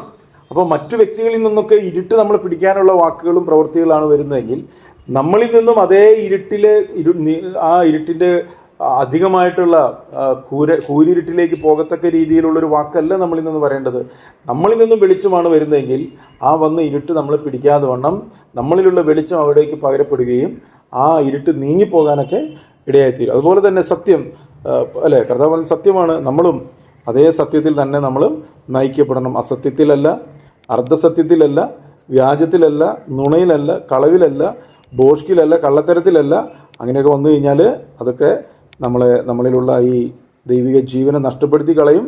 അതുകൊണ്ട് കർത്താവ് സത്യമാണെങ്കിൽ നമ്മളും അതേ സത്യത്തിലേക്ക് നമ്മൾ നയിക്കപ്പെടണം. ഇതൊക്കെ ഇച്ചിരി ബുദ്ധിമുട്ടുള്ള കാര്യമാണ്. പക്ഷേ കർത്താവിൻ്റെ കൃപ നമ്മളതിനായിട്ട് സഹായിക്കും. നമ്മുടെ ഹൃദയത്തിലൊരു ആഗ്രഹമില്ലെങ്കിൽ ഇതൊന്നും നടക്കൂല. നമ്മുടെ ഹൃദയത്തിൽ ആഗ്രഹം ഉണ്ടെങ്കിൽ മാത്രമേ ഇത് ദൈവത്തിന് സാധ്യമാകത്തുള്ളൂ. അതിന് വ്യക്തമായിട്ട് പറയുന്നു, ആഗ്രഹിക്കുന്ന ആത്മാക്കളെയാണ് ദൈവം തൃപ്തിപ്പെടുത്തുന്നത്. പക്ഷെ ഇങ്ങനെ ഈ ഒരു അളവിലേക്ക് കയറി വരാനുള്ള ഒരു ആഗ്രഹം നമ്മുടെ ഉള്ളിൽ ഉണ്ടോയെന്നൊന്ന് നോക്കുക. ഇല്ലാന്നുണ്ടെങ്കിൽ ദൈവം നമുക്ക് നൽകി തരുന്ന സമയം തള്ളിക്കളയുകയാണ് എന്നുള്ള കാര്യവും മറന്നു പോകരുത്. കർത്താവ് വരാനുള്ള സമയം അടുത്തു എന്നൊന്നും പറഞ്ഞിട്ട് കാര്യമില്ല. ആ സമയം അടുത്തു എന്നുള്ളൊരു ബോധ്യമുള്ളവൻ അവൻ നടന്നതുപോലെ നടക്കണം. അവനെ വിശ്വസിക്കുന്നവൻ അവൻ നടന്നതുപോലെ നടക്കേണ്ടതാണ്. നടക്കുക എന്ന് പറഞ്ഞു കഴിഞ്ഞാൽ എന്തിലാണ് നടക്കേണ്ടത്? സ്നേഹത്തിൽ നടക്കണം, സത്യത്തിൽ നടക്കണം, വെളിച്ചത്തിൽ നടക്കണം, വിശുദ്ധിയിൽ നടക്കണം, ദൈവവചനത്തിൻ്റെ അനുസരണത്തിൽ കൂടി തന്നെ നടക്കണം. അതാണ് കർത്താവ് വരുവാനായിട്ട് അടുത്തു എന്ന് തിരിച്ചറിയുന്ന ഒരു ദൈവ പൈതലിൻ്റെ ജീവിതത്തിൽ ഉണ്ടാവേണ്ട കാര്യം എന്ന് പറയുന്നത്. ഇതൊന്നും നടക്കാതെ കർത്താവ് വരുന്നു എന്ന് അറിഞ്ഞതുകൊണ്ടോ പറഞ്ഞതുകൊണ്ടൊന്നും കാര്യമില്ല. അപ്പോൾ അതുകൊണ്ട് നമ്മുടെ വ്യക്തി ജീവിതം ദൈവസന്നിധിയിൽ സമർപ്പിക്കുകയും വലിയൊരു മാറ്റം നമ്മുടെ ഉള്ളിലുണ്ടാകുകയാണ്. അപ്പോൾ ഇവിടെ പറയുകയാണ്, ദൈവം സ്നേഹം ആകുന്നു. ദൈവം സ്നേഹം തന്നെ. എങ്ങനെയാണെങ്കിൽ നെഹമ്യാവിൻ്റെ പുസ്തകം 9-ാം അധ്യായം അതിൻ്റെ 17-18 വാക്യത്തിൽ നമ്മുടെ സ്നേഹവും ദൈവത്തിൻ്റെ സ്നേഹവും തമ്മിലുള്ള ഒരു വ്യത്യാസം അവിടെ നമുക്ക് കാണാനായിട്ട് സാധിക്കും. നമ്മളിലുള്ള സ്നേഹം എന്താണ്? ദൈവത്തിൻ്റെ സ്നേഹം എന്താണ്? നെഹമ്യാവ് 9-ാം അധ്യായം അതിൻ്റെ 17-18 വാക്യം. അനുസരിപ്പാൻ അവർക്കും മനസ്സില്ലായിരുന്നു. നീ അവരിൽ ചെയ്ത അത്ഭുതങ്ങളെ അവർ ഓർക്കാതെ ദുശാഠ്യം കാണിച്ച് തങ്ങളുടെ അടിമപ്പാടിലേക്ക് മടങ്ങി പോകത്തക്കവണ്ണം തങ്ങളുടെ മത്സരത്തിൽ ഒരു തലവനെ നിയമിച്ചു. നീയോ ക്ഷമിപ്പാൻ ഒരുക്കവും കൃപയും കരുണയും ദീർഘക്ഷമയും ദയാസമൃദ്ധിയും ഉള്ള ദൈവമാകിയാൽ അവരെ കൈവിട്ട് കളഞ്ഞില്ല. മനസ്സിലായി വായിച്ചിട്ട് 16 വാക്യം, അതുപോലെ അതിൻ്റെ 17 വാക്യം അവിടെ നോക്കിയാൽ ശ്രദ്ധിച്ചേ. എങ്കിലും അവരും ഞങ്ങളുടെ പിതാക്കന്മാരോട് അഹങ്കരിച്ച്, ഇതാണ് മനുഷ്യന്റെ ഉള്ളിലുള്ള സ്വഭാവം. ഒന്ന് അഹങ്കാരം, അടുത്ത് ദുശാഠ്യം കാണിച്ച്, അടുത്താണ് ദുശാഠ്യം, അടുത്തത് നിന്റെ കൽപ്പനകളെ കേൾക്കാതിരുന്നു. കേട്ടോ, കൽപ്പനകൾ എന്ത് ചെയ്തു? കേൾക്കാതിരിക്കുന്ന, കൽപ്പനകൾ അനുസരിക്കാൻ വേണ്ടി തന്നിരിക്കുന്നത് എന്ത് ചെയ്തു? കേൾക്കാതിരുന്നു. ഇനി അനുസരിപ്പാൻ മനസ്സില്ലാതിരുന്നു. ദൈവജനം എന്താ ചെയ്യേണ്ടത്? യഥാർത്ഥത്തിൽ അനുസരിക്കേണ്ടതാണ്, പക്ഷെ അനുസരിപ്പാൻ അവർക്ക് മനസ്സില്ലാതിരുന്നു. അടുത്ത് പറയാം, നീ അവരിൽ ചെയ്ത അത്ഭുതങ്ങളെ അവൾ ഓർക്കാതെ. ദൈവം നമ്മളെ നടത്തിയ വിധങ്ങൾ, കരുതിയ കരുതലുകൾ, നമ്മുടെ ജീവിതത്തിൽ ചെയ്ത അത്ഭുതങ്ങൾ ഓർക്കാതെ കേട്ടോ. വചനം പറയുന്നുണ്ട്, നിങ്ങളെ ഇവിടുന്ന് വെട്ടിയെടുത്തുകൊണ്ട് വന്നത് ആ ഗനിപർവ്വതത്തിലേക്ക് നിങ്ങൾ തിരിഞ്ഞു നോക്കണം. അന്ധകാരത്തിൽ നിന്നല്ലേ നിങ്ങൾ അത്ഭുത പ്രകാശത്തിലേക്ക് വിളിച്ചത്. പക്ഷെ പലപ്പോഴും അതൊന്നും വലിയ കാര്യമുള്ള കാര്യമൊന്നുമല്ല. അന്ധകാരത്തിന് വിളിച്ചത് ഇത്ര വലിയ കാര്യമാണോ? ഈ ലോകത്തിൽ പല നന്മകളും എനിക്ക് ലഭിക്കുന്നില്ലല്ലോ, എനിക്ക് പല നന്മകൾ ലഭിക്കേണ്ടതെന്ന് ലഭിക്കാതിരുന്നിട്ട് ഈ അന്ധകാരത്തിന് വിളിച്ചു എന്ന് പറഞ്ഞുകൊണ്ടോ, എന്നെ ഇന്ന സ്ഥലത്തു നിന്ന് വിളിച്ചു വേർതിരിച്ചു എന്ന് പറഞ്ഞുകൊണ്ടോ, ഇരുട്ടിന് അധികാരം വിടുവിച്ചു, അതിനൊന്നും വലിയ കഥയില്ല. ഈ ലോകത്തിലെ അത്ഭുതങ്ങളും ഈ ലോകത്തിൻ്റെ നന്മകളുമാണ് എനിക്ക് വേണ്ടത് എന്നുള്ളൊരു ചിന്ത ഉണ്ടാവണം. എന്നോട് പറയുന്നുണ്ടോ? ഇവിടെ പറയാ, നീ അവരിൽ ചെയ്ത അത്ഭുതങ്ങളെ. ഇതൊന്നും വലിയ അത്ഭുതമൊന്നുമല്ല. ഇത് വലിയ അത്ഭുതമാണോ? എന്ത്? പാപത്തിൻ്റെ, ശാപത്തിൻ്റെ, നിത്യനരകത്തിൻ്റെ പടുകുഴിയിലായിരുന്ന, നിത്യനാശത്തിലേക്ക് പോകുന്ന നമ്മളെ യേശുക്രിസ്തുവിൽ വിശ്വസിക്കുവാനും വിശ്വസിച്ചിട്ട് ആ വിശ്വാസത്താൽ ആ നരകശിക്ഷയിൽ നിന്നും വിടുവിച്ച് സ്നേഹസ്വരൂപനായ പുത്രന്റെ രാജ്യത്തിലാക്കി പാപക്കറകളെ കഴുകിക്കളഞ്ഞ്, അതൊക്കെ അത്ര വലിയ കാര്യമാണോ? കാര്യമെന്ന് പറയുന്നത് എനിക്ക് ഈ ലോകത്തെ എല്ലാ നന്മകളും വേണം, അല്ലെങ്കിൽ ഞാൻ ഉദ്ദേശിച്ച പോലെയുള്ള എല്ലാ സന്തോഷങ്ങളും എനിക്ക് അനുഭവിക്കാം. അതാണ് ഞാൻ ആഗ്രഹിക്കുന്നത്. അതാണ് പറയുന്നുണ്ടോ, നീ ചെയ്ത അത്ഭുതങ്ങളെ ഓർക്കാതെ ദുശാഠ്യം കാണിച്ചു. ഇത് പുറത്തൊന്നും പറയത്തില്ല. ഇതെവിടെ നടക്കണേ? അകത്താണ് നടക്കുന്നത്. മനസ്സിലായില്ല? ദൈവം പുറത്തുള്ളതിനെ നോക്കുന്നില്ല, ദൈവം ഹൃദയത്തെ അന്തരിന്ദ്രിയത്തെ നോക്കും. നമ്മൾ സാറായ എന്ന് പറയുന്ന ഒരു കഥാപാത്രമുണ്ട് ബൈബിളിൽ, അബ്രഹാമിന്റെ ഭാര്യയായ സാറ അല്ലേ. അപ്പോൾ സാറയ്ക്കും വയസ്സ് എന്ന് വൃദ്ധയായി. അപ്പോൾ ദൈവം തൻ്റെ വാഗ്ദത്തങ്ങളെ മറക്കുന്നില്ല. വാഗ്ദത്തങ്ങൾ നിറവേറ്റേണ്ട സമയം ഇപ്പോൾ ദൈവം അബ്രഹാമിനെ സന്ദർശിച്ചു അല്ലേ. അതിലവിടെ പറയുന്നത്, അടുത്ത വർഷം ഞാനീ വരുന്ന സമയത്ത് സാറ ഗർഭം ധരിച്ചൊരു കുഞ്ഞിനെ പ്രസവിക്കുമെന്ന് പറയുമ്പോൾ അബ്രഹാമ ചിരിച്ച്, കവിണ്ണ് കിടന്ന് ചിരിച്ച് അല്ലേ. അബ്രഹാമത്തൊന്നും നടപടിയാവണം, കേസിട്ടല്ല. അപ്പോൾ അബ്രഹാം ചിരിച്ചെന്നല്ല അവിടെ പറഞ്ഞിട്ടുണ്ട്. പക്ഷെ അവിടെ ഒരു കാര്യം ചോദിക്കുന്നുണ്ട്, സാറ എന്തിനാ ചിരിച്ചേ? അപ്പോൾ സാറ പറയുന്നുണ്ട്, ഞാൻ ചിരിച്ചൊന്നുമില്ല. അല്ലല്ല, നീ ചിരിച്ചു കണ്ടോ. അപ്പോൾ ചിരിച്ചില്ല എന്ന് പറഞ്ഞാലും അകത്ത് എന്ന് നടക്കുന്നു എന്നുള്ള ദൈവത്തിന് അറിയാം. നീ ചിരിച്ചു, വെറുതെ പറയാം, നീ ചിരിച്ചു. അപ്പോൾ നമ്മൾ പുറത്തൊക്കെ എന്തൊക്കെ കാണിച്ചെന്ന് പറഞ്ഞാൽ നമ്മുടെ ഹൃദയത്തെ അറിയുന്ന ഒരു ദൈവമാണ്. ദുശാഠ്യം കാണിച്ച്, ദുശാഠ്യം ദൈവത്തിൽ നമ്മളെ അകറ്റിക്കൊണ്ട്, നമുക്ക് ദുശാഠ്യമല്ല വേണ്ടത്, ഷാഠ്യമുള്ളൊരു ഹൃദയമല്ല നമുക്ക് വേണ്ടത്. നമ്മൾ ഷാഠ്യം പിടിച്ചിട്ട്, വചനം പറഞ്ഞല്ലോ, ഷാഠ്യത്താലും ദുരഭിമാനത്താലും ഒന്നും ചെയ്യരുത്. നമ്മൾ ഈ ഷാഠ്യം ദുരഭിമാനം ഒരു വ്യക്തിയെ നിത്യനാശത്തിലേക്ക് കൊണ്ടുപോകും. നമ്മൾ ചിന്തിക്കുമ്പോൾ കുഴപ്പമൊന്നും തോന്നത്തില്ല. കാരണം സ്വയം എപ്പോഴും ഈ ഷാഠ്യത്തിലും അതുപോലെ സ്വയനീതിയിലും കയ്പിലും പകയിലും വെറുപ്പിലും ഒക്കെ ഇരിക്കാൻ വേണ്ടി പ്രേരിപ്പിക്കും, അതിനെ കട്ടിപിടിപ്പിക്കും, മനസ്സ് തഴമ്പിപ്പിക്കും, ഹൃദയം കഠിനമാക്കും. ഇതൊക്കെ പിശാചിന്റെ വലിയ തന്ത്രമാണ്. അതോടെ പറയുന്നുണ്ടോ, നമ്മൾ ദുശാഠ്യത്തിലല്ല പോകുന്നത്. ദുശാഠ്യം കാണിച്ച് തങ്ങളുടെ അടിമപ്പാടിലേക്ക് മടങ്ങിപ്പോകത്തക്കവണ്ണം തങ്ങളുടെ മത്സരത്തിൽ ഒരു തലവനെ നിയമിച്ചു. കേട്ടോ, അടിമപ്പാടിലേക്ക് മടങ്ങിപ്പോകവണ്ണം തങ്ങളുടെ മത്സരത്തെ, അവിടെ വേറെ വാക്യം പറയാം, മത്സരം. കേട്ടോ, മത്സരം ഇവിടെ നമ്മുടെ ഹൃദയത്തിലൊരു മത്സരം വന്നാൽ, ഒരു വ്യക്തിയോടൊരു മത്സരം വന്നാൽ, നമ്മൾ 1 ശമൂവേൽ വായിക്കുമ്പോൾ പറയും, മത്സരം ആഭിചാരം പോലെയും ഷാഠ്യം മിഥ്യാപൂജ പോലെയാണ്. മനസ്സിലാവുന്നുണ്ട്? അപ്പോൾ മത്സരമല്ല വേണ്ടത്, അല്ലെങ്കിൽ ഷാഠ്യമല്ല വേണ്ടത്, ഷാഠ്യവും ദുരഭിമാനമൊന്നുമല്ല നമുക്ക് വേണ്ടത്. അവർക്കങ്ങനെ അവരുടെ ഹൃദയത്തിൽ ഷാഠ്യം, മത്സരം ഇതൊക്കെ വന്നു കഴിഞ്ഞപ്പോൾ ഒരു തലവനെ നിയമിച്ചു. തലവനെ നിയമിക്കുക എന്ന് പറഞ്ഞു കഴിഞ്ഞിട്ടുണ്ടെങ്കിൽ ഹൃദയത്തിലെ ചിന്തകൾ ദൈവത്തിൽ നിന്നും അകന്നു മാറി എന്നാണ് പറഞ്ഞതിനർത്ഥം. നയിച്ചു കൊണ്ടുവന്നല്ലേ, അവരെ നയിച്ച പാറയെ, അവരെ നടത്തിക്കൊണ്ടുവന്ന ആ പകൽ മേഘസ്തംഭമായി രാത്രി അഗ്നിത്തൂണായി അവരെ കരുതി നടത്തി പരിപാലിച്ച ആ ദൈവത്തെ അവരെന്ത് ചെയ്യാണ്? തള്ളിക്കളയാണ്. അവർ പറയുന്നത് ഞങ്ങൾക്കത് മതി, ഞങ്ങൾക്ക് അടിമപ്പണി മതി, ഞങ്ങൾക്ക് ഈ ലോകത്തിൻ്റെ ആ സന്തോഷം മതി, ഞങ്ങൾക്ക് ഈ പാലും തേനും ഒഴുകുന്ന കാര്യമൊന്നും വേണ്ട, ഇനി ഞങ്ങൾക്ക് നിന്റെ ആ കർത്തൃത്വം ഒന്നും വേണ്ട എന്ന് നിഷേധിക്കുക. പ്രത്യക്ഷത്തിൽ പറയുന്നില്ലെങ്കിലും ഇത് അവരുടെ അകത്ത് നടന്നപ്പോഴും സംഭവിക്കുക. ഒരു കൂട്ടം അങ്ങനെ കൂടി അവരെ മടങ്ങിപ്പോകാൻ നിശ്ചയിച്ചു. പക്ഷേ ഇതാണ് മനുഷ്യൻ്റെ മനസ്സെന്ന് പറയുന്നത്. പക്ഷേ തൊട്ടടുത്ത വാക്യത്തിൽ ദൈവത്തിൻ്റെ സ്നേഹം അവിടെ വെളിപ്പെടുത്തുക. അവിടെ വായിക്കുക,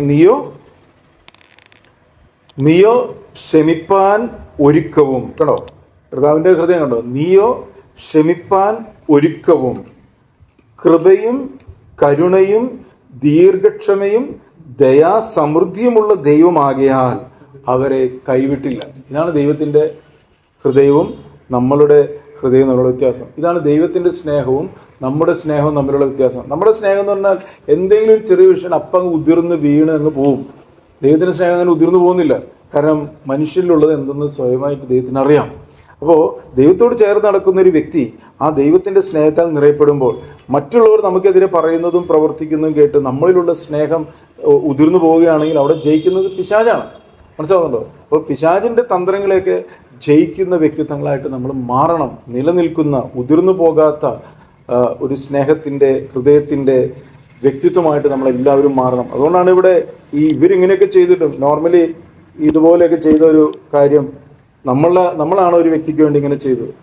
അവർ നമ്മളിൽ നിന്ന് അകന്നു പോവുകയാണെങ്കിൽ നമ്മൾക്ക് സ്വയമായിട്ട് വരാവുന്ന ഒരു സംഭവം എന്തായിരിക്കും? ഈ പറയുന്ന കാര്യമാണ് അല്ലേ? ദോഷത്തിന് ദോഷവും ശകാരത്തിന് ശകാരവും പകരം ചെയ്യുന്നൊരു ഹൃദയം മനുഷ്യനുള്ളത്. പക്ഷേ ദൈവത്തിൻ്റെ ആത്മാവിനെ നയിക്കപ്പെടുന്ന ഒരു വ്യക്തിയെ സംബന്ധിച്ചിടത്തോളം അങ്ങനെയല്ല വേണ്ടത് എന്ന് ദൈവജനം പറയും. നീയോ ക്ഷമിപ്പാൻ ഒരുക്കം. അപ്പോൾ നമ്മുടെ ഹൃദയവും ക്ഷമിപ്പാൻ ഒരുക്കമുള്ള ഏതളവിൽ ക്ഷമിക്കണം എന്നല്ലത്, ക്ഷമിപ്പാൻ ഒരുക്കം എന്ന് പറഞ്ഞാൽ അത്രേ ഉള്ളൂ. അതാണ് കർത്താവ് ഓരോ നമുക്ക് കാണിച്ചു തന്നത്. മനസ്സിലാവുന്നുണ്ടോ? ക്ഷമിപ്പാൻ ഒരുക്കം എന്ന് പറഞ്ഞാൽ അതിന് ഏറ്റക്കുറച്ചിലുകളില്ല. അത് ദൈവത്തിൻ്റെ ഹൃദയം പോലെയുള്ള ഒരു ക്ഷമിക്കുന്ന ഹൃദയത്തിൻ്റെ ഉടമകളായിട്ട് നമ്മൾ മാറുക എന്നുള്ളൂ. കാരണം നീ ക്ഷമിപ്പാൻ ഒരുക്കവും. അടുത്ത് കൃപയും കരുണയും ദീർഘക്ഷമയും ദയാസമൃദ്ധിയുമുള്ള ദൈവം. ദൈവത്തിൻ്റെ ആ ഒരു ഇത് പറയുന്നുണ്ട്, ദൈവത്തിൻ്റെ സ്വഭാവം ഇവിടെ പറയാണ്. നീയോ ക്ഷമിപ്പാൻ ഒരുക്കം. അടുത്തത് കൃപ. കണ്ടോ, കർത്താവ് നമ്മുടെ മേലെ എത്രത്തോളം കൃപ പകരുന്നത്. നമ്മളൊരു തെറ്റ് ചെയ്ത് കഴിഞ്ഞ് കഴിയുമ്പോൾ ദൈവസന്നിധിയിൽ നിന്ന് കർത്താവ് എനിക്ക് തെറ്റ് പറ്റിയെന്ന് പറയുമ്പോൾ അതൊന്നും ക്ഷമിക്കാൻ പറ്റില്ല എന്നല്ല കർത്താവ് പറയുന്നത്. കർത്താവ് എപ്പോഴും നമ്മളോട് ക്ഷമിക്കുക അല്ലേ? എന്തുകൊണ്ട് അങ്ങനെ ക്ഷമിക്കുന്നത്? ഇന്നും പിതാവിൻ്റെ സന്നിധിയിൽ അറുക്കപ്പെട്ട കുഞ്ഞാടിനെ പോലെ നമുക്ക് വേണ്ടി പക്ഷപാതം. കാരണം നമുക്കിപ്പോഴും ദൈവം ഒരുക്കി വെച്ചിരിക്കുന്നത് നമ്മളിതുവരെ കണ്ടിട്ടില്ല. യഥാർത്ഥത്തിൽ കണ്ട ഒരു വ്യക്തിയെ സംബന്ധിച്ചിടത്തോളം അവർ ആ ഒരു വെളിപ്പാടിലേ നടക്കത്തുള്ളൂ. ഏത് സാഹചര്യം, ഒരു ദിവസം 2 ദിവസത്തെ കാര്യമൊന്നും അല്ലത് പറയുന്നത്. നമ്മൾ 2, 3, 4 ദിവസം നടക്കുന്ന കാര്യമില്ല. തുടർമാനമായിട്ട് കർത്താവിൻ്റെ വരവ് വരെ ഈ ഒരു അനുഭവത്തിൽ നടക്കണം, അതിൽ വർദ്ധിച്ചു വരണം, അതിൽ നിലനിൽക്കുന്ന ഒരു വ്യക്തിത്വമായിട്ട് നമ്മൾ മാറണം. അതാണ് ദൈവം നമ്മിൽ നിന്ന് ആഗ്രഹിക്കുന്നത്. അപ്പോൾ ഇവിടെ പറയണ്ടോ, നീയോ കൃപയും. കർത്താവ് നമ്മളോട് ധാരാളമായിട്ട് കൃപ കാണിക്കുന്നത് അല്ലെ? വചനം പറയുന്നുണ്ടല്ലോ, നിഗളികളോട് അവൻ എതിർത്ത് നിൽക്കുന്നു, താഴ്മയുള്ളവർക്കും അവൻ കൃപ നൽകുന്നു. അപ്പോൾ താഴ്മ എന്ന് പറഞ്ഞാൽ കർത്താവെ അങ്ങയുടെ വചനം അനുസരിച്ച് അങ്ങയുടെ ഹിതത്തിനൊത്തവണ്ണം മനസ്സ് പുതുക്കി നമ്മുടെ വഴിയിൽ നടക്കാൻ ഞാൻ ആഗ്രഹിക്കുന്ന കർത്താവ്. ഈ ഒരു ആഗ്രഹം നമ്മുടെ ഹൃദയത്തിലുണ്ടെങ്കിൽ ആഗ്രഹിക്കുന്ന ആത്മാക്കളെ ദൈവം തൃപ്തിപ്പെടുത്തുന്നു എന്നുള്ളതാണ് ഈ താഴ്മയുള്ളവർക്ക് കൃപ നൽകുന്നു. എന്നാൽ അതിന് താല്പര്യമില്ലാതിരുന്നാൽ അതിനെ പറയുന്നതാണ് നിഗളം എന്ന് പറയുന്നത്. ഒരു വ്യക്തിയുടെ നിഗളം വന്നു കഴിഞ്ഞാൽ, നിഗളം എന്ന് പറഞ്ഞാൽ നമ്മൾ ഉദ്ദേശിക്കുന്ന, നമ്മളുടെ മനസ്സിൽ ഉദ്ദേശിക്കുന്ന നിഗളമല്ല ദൈവവചനത്തിൽ പറയുന്ന നിഗളം. ദൈവവചനത്തോട് അനുസരിക്കാതെ മറുതലിക്കുന്ന ഒരു സംഭവം നമ്മുടെ ഉണ്ടായത് നിഗളമാണ്. ആ വ്യക്തിയോട് ദൈവം എതിർത്ത് നിൽക്കും. എന്നാൽ ഇവിടെ പറയുകയാണ് അവൻ കൃപയുള്ളവനും അടുത്ത് കരുണയുള്ളവനാണ്. അതുകൊണ്ടാണ് ദൈവവചനം പറയുന്നത്, തത്സമയം കരുണ ലഭിപ്പാൻ കൃപാസനത്തിലേക്ക് അടുത്തു വരുവാൻ ജീവനുള്ളൊരു പുതിയ വഴി നമുക്കായി തുറന്നു. ഒരിക്കലും ദൈവത്തിൻ്റെ സന്നിധിയിലേക്ക് പാപമുള്ളൊരു വ്യക്തിക്ക് കടന്നു ചെല്ലാൻ പറ്റാതിരുന്നപ്പോൾ കടന്നു ചെന്നാൽ അവൻ മരിച്ചു പോകും.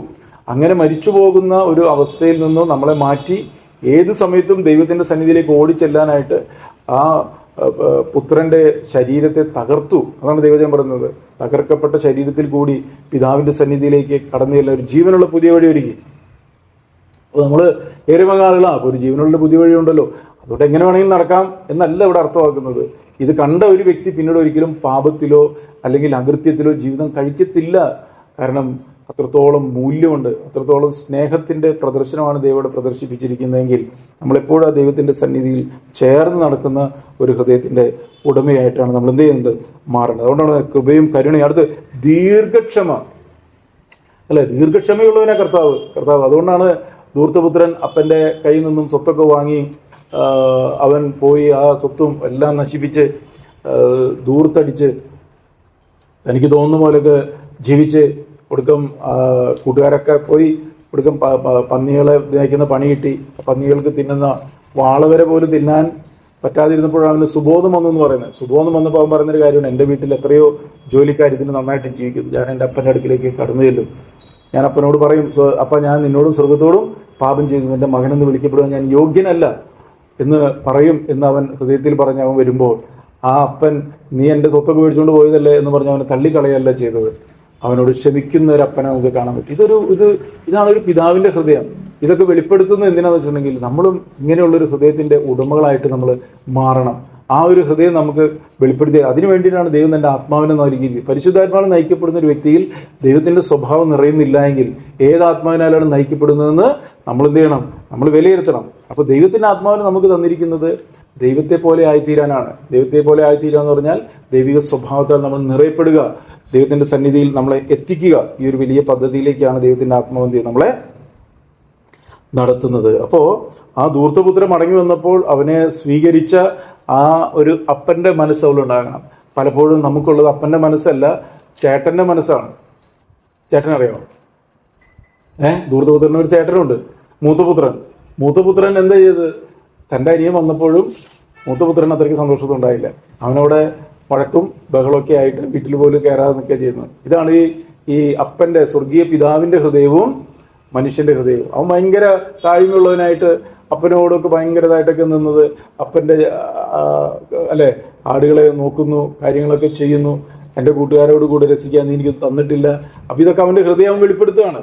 അപ്പോൾ ഇവൻ അപ്പൻ്റെ കൂടെ നിൽക്കുന്നുണ്ടെന്ന് പറഞ്ഞാലും അവൻ്റെ ഹൃദയം എന്താണെന്ന് ഒരു സാഹചര്യം വന്നപ്പോഴാണ് വെളിപ്പെട്ട് കിട്ടുന്നത്. അപ്പോൾ നമ്മളൊക്കെ എന്തൊക്കെ പിടിച്ചു വെച്ചുകൊണ്ടിരുന്നാലും ഒരു സാഹചര്യം വരുമ്പോൾ നമ്മുടെ ഹൃദയത്തിലിരിക്കുന്നത് എന്താണെന്ന് പുറത്തോട്ട് വരും. മനസ്സിലായില്ല? അപ്പോൾ നമ്മളുടെ ഹൃദയം ദൈവസന്നിധി നേരുള്ളതായിരിക്കണം. നമ്മുടെ ഹൃദയത്തിലുള്ള മലിനതകളൊക്കെ നമ്മൾ നീക്കിക്കളയണം. അപ്പോൾ യഥാർത്ഥത്തിൽ അപ്പനും മനസ്സിലായി ധൂർത്തപുത്രനെക്കാട്ടിലും മോശമാണ് വീട്ടിൽ നിൽക്കുന്ന മൂത്തപുത്രൻ എന്നുള്ളത് അപ്പന് മനസ്സിലായില്ലേ? മനസ്സിലാകാനായിട്ട് ആ ഒരു സാഹചര്യം വിനിയോഗിക്കപ്പെട്ടില്ലേ? പക്ഷെ അപ്പൻ്റെ ഹൃദയം എപ്പോഴും കരുണയുള്ളതായിരുന്നു. അതാണ് ഇവിടെ പറഞ്ഞോ, അവൻ മഹാദയ, ദീർഘക്ഷമയും, അടുത്തത് ദയാ സമൃദ്ധിയുള്ള. നമുക്കൊക്കെ ദയൊക്കെ ഉണ്ട്, സമൃദ്ധിയില്ല. പക്ഷെ ഇവിടെ എന്തിനാ അങ്ങനെ ദയാ സമൃദ്ധി എന്ന് പറഞ്ഞാൽ? ദയയ്ക്ക് ഒരു സമൃദ്ധി ഉണ്ടാവണം, അതല്ലെങ്കിൽ നമുക്ക് എന്ത് ചെയ്തില്ല, പെട്ടെന്ന് ഹൃദയം കഠിനം. ഈ ദയയുടെ സമൃദ്ധി ഉണ്ടായില്ലെങ്കിൽ അതിന് ഓപ്പോസിറ്റ് എന്താണ്? ഹൃദയം കഠിനപ്പെട്ടു പോകും. മനസ്സിലായോ? ദയാ സമൃദ്ധി നമ്മുടെ ഹൃദയത്തിലുണ്ടെങ്കിൽ കുറവുകളോടൊരു വ്യക്തിയെ സ്നേഹിക്കാനും കുറവുകളോടൊരു വ്യക്തിയെ കരുതുവാനും ഒക്കെ നമുക്ക് പറ്റത്തുള്ളൂ. നമ്മൾ വിചാരിക്കുന്ന പോലെ മറ്റുള്ളവർ ആവണമെന്ന് നമ്മൾ ചിന്തിക്കുക. പക്ഷെ ദൈവം വിചാരിക്കുന്ന പോലെ നമ്മളാവുന്നില്ലല്ലോ. ആളാവുന്നുണ്ടോ? ദൈവം വിചാരിക്കുന്ന ആളാവുന്നുണ്ടോ? നമ്മളിപ്പോഴും ദീർഘക്ഷമയോടെ കർത്താവ് ക്ഷമിച്ചുകൊണ്ടിരിക്കുന്നു. നമുക്ക് വചനം അറിയാഞ്ഞിട്ടാണോ? അതോ വെളിപ്പെടുത്തി തരാഞ്ഞിട്ടാണോ? എത്ര വചനം നമ്മൾ അനുസരിച്ചിട്ടുണ്ട്? എത്ര വചനത്തിൻ്റെ ജീവൻ നമ്മളിൽ വെളിപ്പെട്ടിട്ടുണ്ട്? എത്ര വചനം നമ്മളിൽ മാംസം ധരിച്ചിട്ടുണ്ട്? എത്രത്തോളം ക്രിസ്തു നമ്മളിൽ രൂപപ്പെട്ടിട്ടുണ്ട്? അല്ലേ? അപ്പോൾ നമ്മൾ മറ്റുള്ളവരൊക്കെ പെട്ടെന്ന് നമ്മൾ ആഗ്രഹിക്കുന്ന പോലെ ആവണമെന്ന് ആഗ്രഹിക്കുക. പക്ഷെ ദൈവം ആഗ്രഹിക്കുന്നത് നമ്മളാവുന്നുമില്ല. അപ്പം അങ്ങനെയാണെങ്കിൽ അത് രണ്ടു തരം ഇതിൽ രണ്ടു തരം തിലാസന്ധി ചെയ്തില്ല, പാടില്ല. അപ്പോൾ നമ്മൾ ദൈവത്തിൽ നിന്നെല്ലാം പ്രതീക്ഷിക്കുകയും നമുക്ക് മറ്റുള്ളവരോട് ഈ തരത്തിലുള്ള ഒരു ദയ, അല്ലെങ്കിൽ ഈ പറയുന്ന പോലെ ദയാസമൃദ്ധിയുള്ള ഒരു ഹൃദയമില്ലാതെ കഠിനപ്പെട്ട് ഇരുന്നു കഴിഞ്ഞാൽ അത് ദൈവത്തിന് പ്രസാദമില്ല എന്ന് നമ്മൾ മറന്നുപോയത്. അപ്പം നമ്മളും ദയാസമൃദ്ധിയുള്ള സ്വർഗീയ പിതാവിൻ്റെ ഹൃദയമുള്ളവരായിട്ട് നമ്മളും മാറണമെന്ന് ദൈവം നമ്മളെക്കുറിച്ച് ആഗ്രഹിക്കുകയാണ്. അതല്ലെങ്കിൽ ഹൃദയം കഠിനപ്പെട്ടു പോകും. ഹൃദയം കഠിനപ്പെട്ടു പോയൊരു വ്യക്തിയിൽ വചനം വസിക്കത്തില്ല, ദൈവത്തിൻ്റെ ആത്മാവിനെ നയിക്കപ്പെടാൻ പറ്റത്തില്ല. പതുക്കെ ദൈവ തേജസ്സിൽ നിന്നും പതുക്കെ നഷ്ടപ്പെട്ടു പോകാനിടയായിത്തീരും. ദൈവത്തിൻ്റെ ആത്മാവ് ദുഃഖിക്കാനൊക്കെ ഇടയായിത്തീരും. അതുകൊണ്ട് ദയാസമൃദ്ധിയുള്ള, ആത്മാവിൻ്റെ നിറവുള്ള വ്യക്തിത്വങ്ങളായിട്ട് നമ്മൾ മാറണം. കേട്ടോ, ദയാസമൃദ്ധിയുമുള്ള ദൈവമാകിയാൽ അവരെ കൈവിട്ട് കളഞ്ഞില്ല. അതാണ് ദൈവത്തിൻ്റെ ഏറ്റവും വലിയ പ്രത്യേകത. അവനവരെ സ്നേഹിച്ച് അവസാനത്തോളം സ്നേഹിച്ചു. നമ്മൾ പലപ്പോഴും കൈവിട്ട് കളയും. പക്ഷെ വചനം പറയുന്നത് ജഡത്താൽ കറപിടിച്ച് അങ്കി പോലും പകച്ചുകൊണ്ട് പലരെയും എന്ത് ചെയ്യണം? തീയിൽ നിന്നും വലിച്ചെടുക്കണം. നമ്മൾ പലപ്പോഴും ജഡത്തിൻ്റെ കറയുടെ അങ്കിയാണ് നോക്കുന്നത്. അവരങ്ങനെ ശരിയല്ല, അവരിങ്ങനെ ശരിയല്ല, അവരുടെ സ്വഭാവം ശരിയല്ല, അത് ശരിയല്ല, ഇത് ശരിയല്ല എന്നൊക്കെ പറഞ്ഞുകൊണ്ടിരിക്കുമ്പോൾ വചനം പറയുന്നത് ജഡത്താൽ കറപിടിച്ച അങ്കി പോലും പകച്ചുകൊണ്ട്. അതെല്ലാവരിലും ഉള്ളതാണ്. അതുകൊണ്ടാണ് യേശു കാണിച്ചു തന്നത്. ഈ ജഡത്താൽ കറപിടിച്ച ആ അങ്കിയായിരുന്നു യൂദായ്ക്കുണ്ടായിരുന്നത്, അല്ലേ? പത്രോസിനുണ്ടായിരുന്നത്. പക്ഷെ കർത്താവ് എന്ത് ചെയ്തു? അവരെയൊക്കെ സ്നേഹിച്ചില്ലേ? അവസാനത്തോളം സ്നേഹിച്ചില്ലേ? ആ കറ പിടിച്ച അങ്കി ധരിച്ച യൂദായെ അവസാനത്തോളം സ്നേഹിച്ചു. അവൻ അതിൽ നിന്നും പിന്തിരിപ്പിക്കാൻ വേണ്ടി കർത്താവ് ശ്രമിച്ചു. ആ മനുഷ്യൻ നീ തന്നെ എന്ന് പറഞ്ഞു, എന്നോടുകൂടെ കൈ താലത്തിൽ മുക്കുന്നവനെന്ന് പറഞ്ഞു.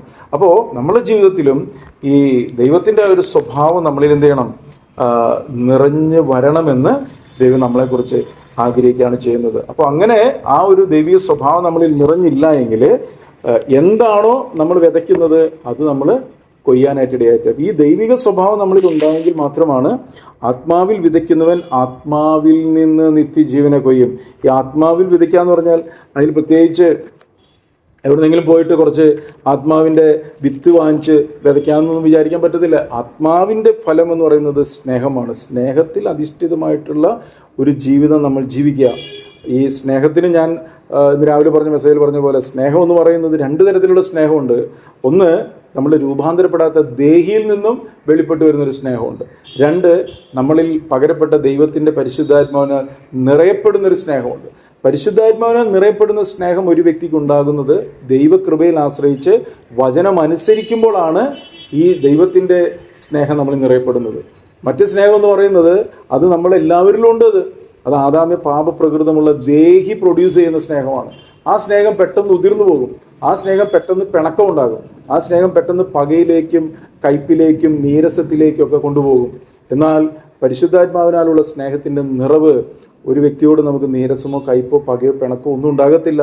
ഒരു സാഹചര്യമൊക്കെ ഉണ്ടാകുമ്പോൾ ചിലപ്പോൾ ഒരു വിഷമമൊക്കെ ഉണ്ടാകുമെങ്കിലും അപ്പോൾ തന്നെ പരിശുദ്ധാത്മാവിനാലുള്ള സ്നേഹം ആ സാഹചര്യത്തെ ഓവർകം ചെയ്യും. മനസ്സിലായോ? ഉതിർന്നു പോകാത്ത ഒരു സ്നേഹത്തിൻ്റെ നിറവ് നമ്മുടെ ഉള്ളിലുണ്ടാകും. അതുകൊണ്ടാണ് ദൈവത്തിൻ്റെ സ്നേഹം നമുക്ക് നൽകപ്പെട്ട പരിശുദ്ധാത്മാവ് നിങ്ങളുടെ ഹൃദയങ്ങളിൽ പകർന്നിരിക്കുന്നു. എത്രത്തോളം വേണമെങ്കിലും കർത്താവ് പകർന്നു തരും. അത് കർത്താവിൻ്റെ വാഗ്ദത്തമാണ്. നമ്മൾക്ക് എത്രത്തോളം ആഗ്രഹമുണ്ടെന്നുള്ളതാണ് ദൈവം നോക്കുന്നത്. അപ്പോൾ ഇവിടെ പറയാണ്, ആത്മാവിൽ വിതയ്ക്കുന്നവൻ ആത്മാവിൽ നിന്നും നിത്യജീവനെ കൊയ്യും. ഇതാണ് ഈ രണ്ട് തമ്മിലുള്ള വ്യത്യാസം. ഒന്നുകിൽ നമ്മൾ നിത്യനാശത്തിലേക്ക് പോകുന്ന ഒരു കൊയ്ത്തിലേക്ക് പോകും. കാരണം രണ്ടു തരം കൊയ്ത്തും ഉണ്ടല്ലോ, അല്ലേ? കർത്താവ് പറയുന്നത്, അവസാനം പറയുന്നുണ്ട്, എല്ലാം ഒരുമിച്ച് കൊയ്യുക. നല്ല കറ്റയൊക്കെ എന്ത് ചെയ്യണം? ഒരു സൈഡിൽ സൂക്ഷിച്ച് വയ്ക്കുക. പതിരെല്ലാം എന്ത് ചെയ്യുക? കെടാത്ത തീയിലിട്ട് കളയാമെന്ന് പറയുന്നുണ്ട്. അപ്പോൾ ഇന്ന് നമ്മൾ എന്താണോ വിതയ്ക്കുന്നത് അത് നമ്മൾ മനസ്സിലാക്കിയാൽ, ആത്മാവിൽ വിതച്ചാൽ നിത്യജീവനെ കൊയ്യുന്നൊരു അനുഭവത്തിലേക്ക് കളയില്ലാത്ത വ്യക്തികളായിട്ട് മാറാനായിട്ട് നമുക്ക് പറ്റും. ഒരു വാക്യം കൂടി നമുക്ക് നോക്കാം. എഫേസ്യർ ലേഖനം 4-ാം അധ്യായം 31-ാം വാക്യം. എഫേസ്യർക്ക് എഴുതിയ ലേഖനം 4-ാം അധ്യായം 31-ാം വാക്യം. ഇവിടെ പറയാണ്, എല്ലാ കയ്പും കോപവും ക്രോധവും കുറ്റാരവും ദൂഷണവും സകല ദുർഗുണവുമായി നിങ്ങളെ വിട്ടൊഴിഞ്ഞു പോകട്ടെ. ഇവിടെ പറയാണ് എന്തൊക്കെയാ വിട്ടൊഴിഞ്ഞു പോകാൻ പറയണേ? ഒന്നാമത്തെ എന്താണ്? കയ്പ്. എല്ലാ കയ്പും കോപവും ക്രോധവും കൂറ്റാരവും ദൂഷണവും സകല ദുർഗണവുമായി നിങ്ങളെ വിട്ട് ഒഴിഞ്ഞു പോകട്ടെ. എല്ലാ കയ്പും കണ്ടോ? കയ്പിന്റെ പ്രശ്നം എന്തുവാ? കയ്പിന്റെ പ്രശ്നം എന്ന് പറഞ്ഞാൽ അതൊരു വേര് മുളയ്ക്കും. കയ്പ് അതൊക്കെ വേര് മുളയ്ക്കും.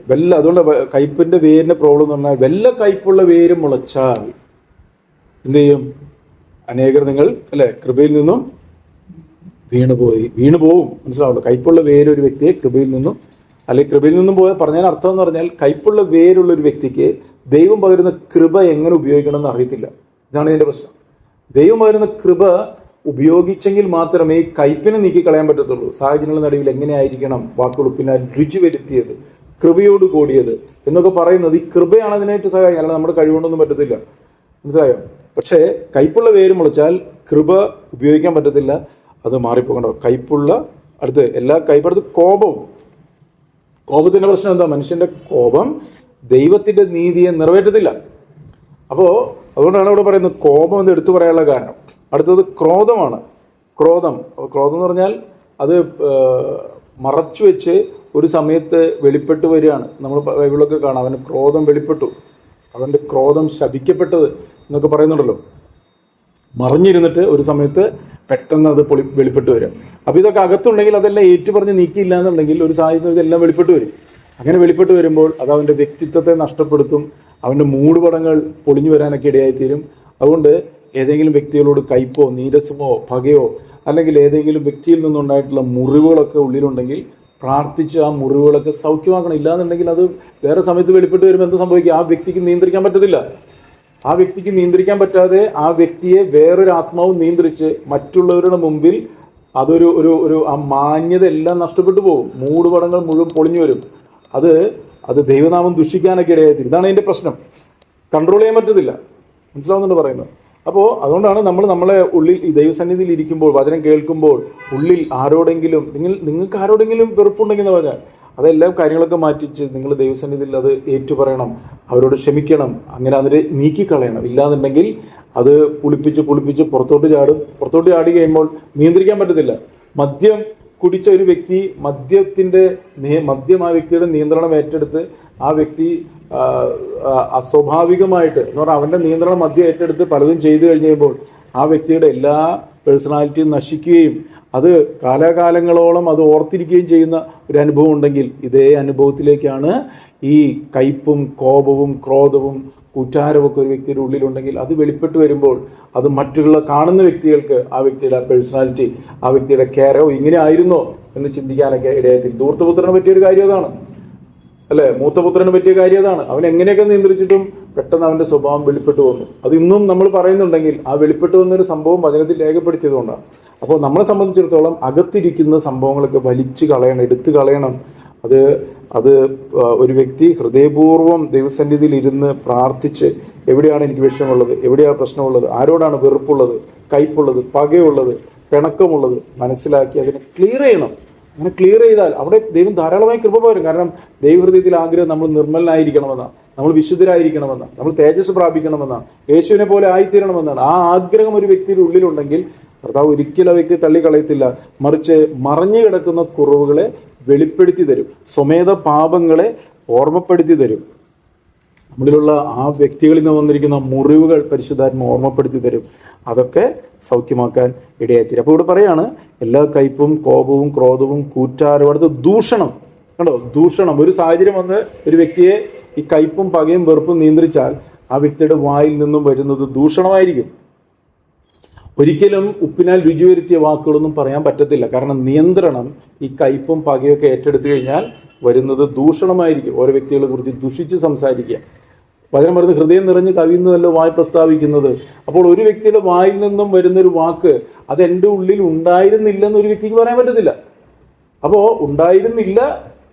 ഉണ്ടായിരുന്നില്ലെന്ന് പറഞ്ഞാൽ അത് കള്ളമാണ്. കാരണം ഹൃദയം നിറഞ്ഞു കവിയുന്നതാണ് വായ് പ്രസ്താവിക്കുന്ന ദൈവവചനം പറയുന്നത്. അപ്പോൾ ഉണ്ടായിരുന്നു, അത് മറഞ്ഞിരിക്കുകയായിരുന്നു, അതൊരു പുളിപ്പായിരുന്നു, അത് ഒരു അകൃത്യമായിരുന്നു, അത് ഒരു നീരസമായിരുന്നു, അത് കയ്പിൻ്റെ വേരായിരുന്നു. അതിനെ നീക്കിക്കളഞ്ഞില്ല. അതാണ് തെറ്റെന്ന് പറയുന്നത്. അതിനെ നീക്കിക്കളയണം. അത് പലപ്പോഴും ഈ വചനം പറയുന്നുണ്ടല്ലോ, ചില മരങ്ങളൊക്കെ വെട്ടിക്കളഞ്ഞാലും എന്ത് ചെയ്യാം, അത് പിന്നെയും മുളച്ചു വരുന്നത് പോലെയാണ് ഈ കയ്പുള്ള വേര്. അതിനെ പറിച്ചു കളയണം. ആ വലിച്ചു പറിച്ചു കളയാൻ വേണ്ടിയിട്ടാണ് ചില വ്യക്തികൾ, ചില സാഹചര്യങ്ങളൊക്കെ ദൈവം ഒരുക്കി തരുന്നത്. ഇതിനെ മനസ്സിലാക്കുന്നതിനാണ് ദൈവിക പരിജ്ഞാനം, വിവേകം എന്നൊക്കെ പറയുന്നത്. പലർക്കും ഇത് ഇല്ലാത്തത് കൊണ്ട് പലപ്പോഴും സാഹചര്യങ്ങളിൽ ഈ പറയുന്ന ദൂഷണമൊക്കെ വെളിപ്പെട്ടു വരും.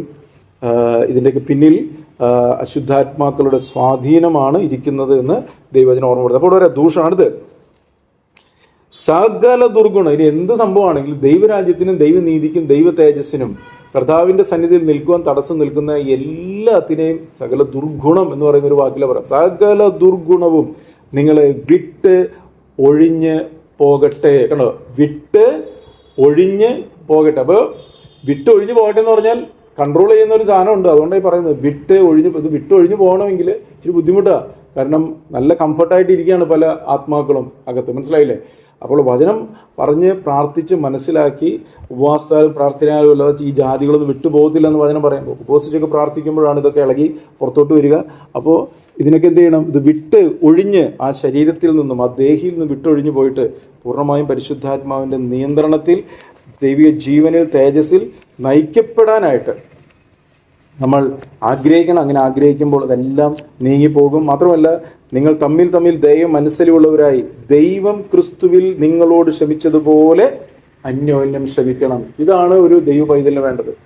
ദൈവം ക്രിസ്തുവിൽ നിങ്ങളോട് ക്ഷമിച്ചതുപോലെ. നമുക്ക് പലപ്പോഴും പല വ്യക്തികളോടും ക്ഷമിക്കാൻ പറ്റാത്തതിൻ്റെ കാര്യം അവർ ചെയ്തത്, പ്രവർത്തിച്ചത്, പറഞ്ഞത്, അല്ലെങ്കിൽ ഇതൊക്കെ നമ്മുടെ ഉള്ളിൽ കിടക്കുകയാണ്.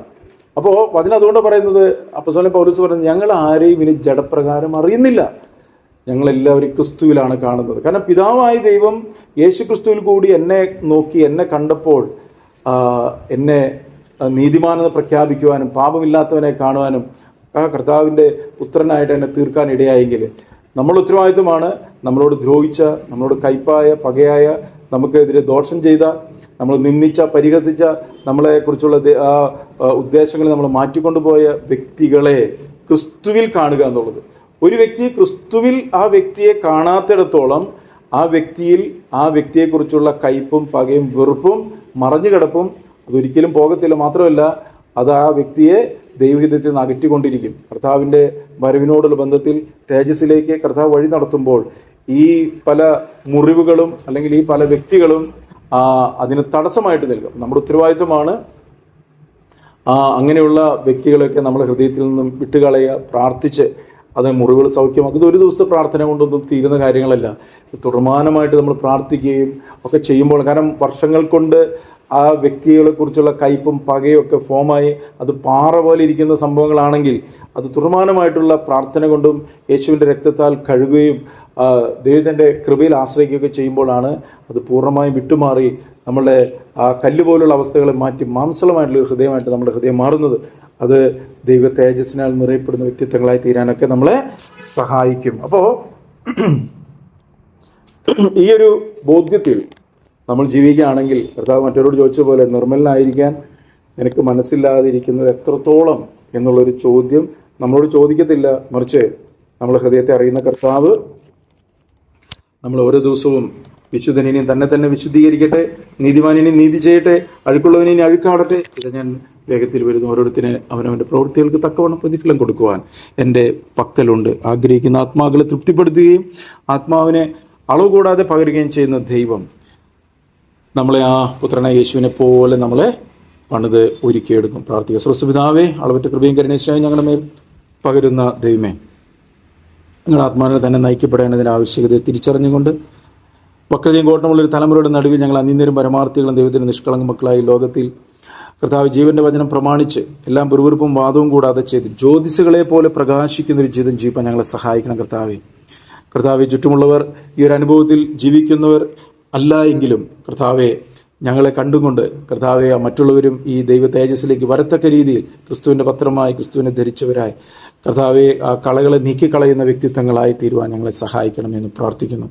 ദൈവങ്ങളിലേക്ക് എല്ലാവരെയും സമർപ്പിക്കുന്നു. കർത്താവെ കേട്ട വചനങ്ങളൊന്നും ഞങ്ങളുടെ ജീവിതത്തിൽ കർത്താവെ ക്രിയ ചെയ്യാതെ പോകരുത്. അതെല്ലാം 100 മേനി ഫലം പുറപ്പെടുവിപ്പാൻ കർത്താവ് സഹായിക്കണമെന്ന് പ്രാർത്ഥിക്കുന്നു. ദൈവങ്ങളിലേക്ക് സമർപ്പിക്കുന്നു.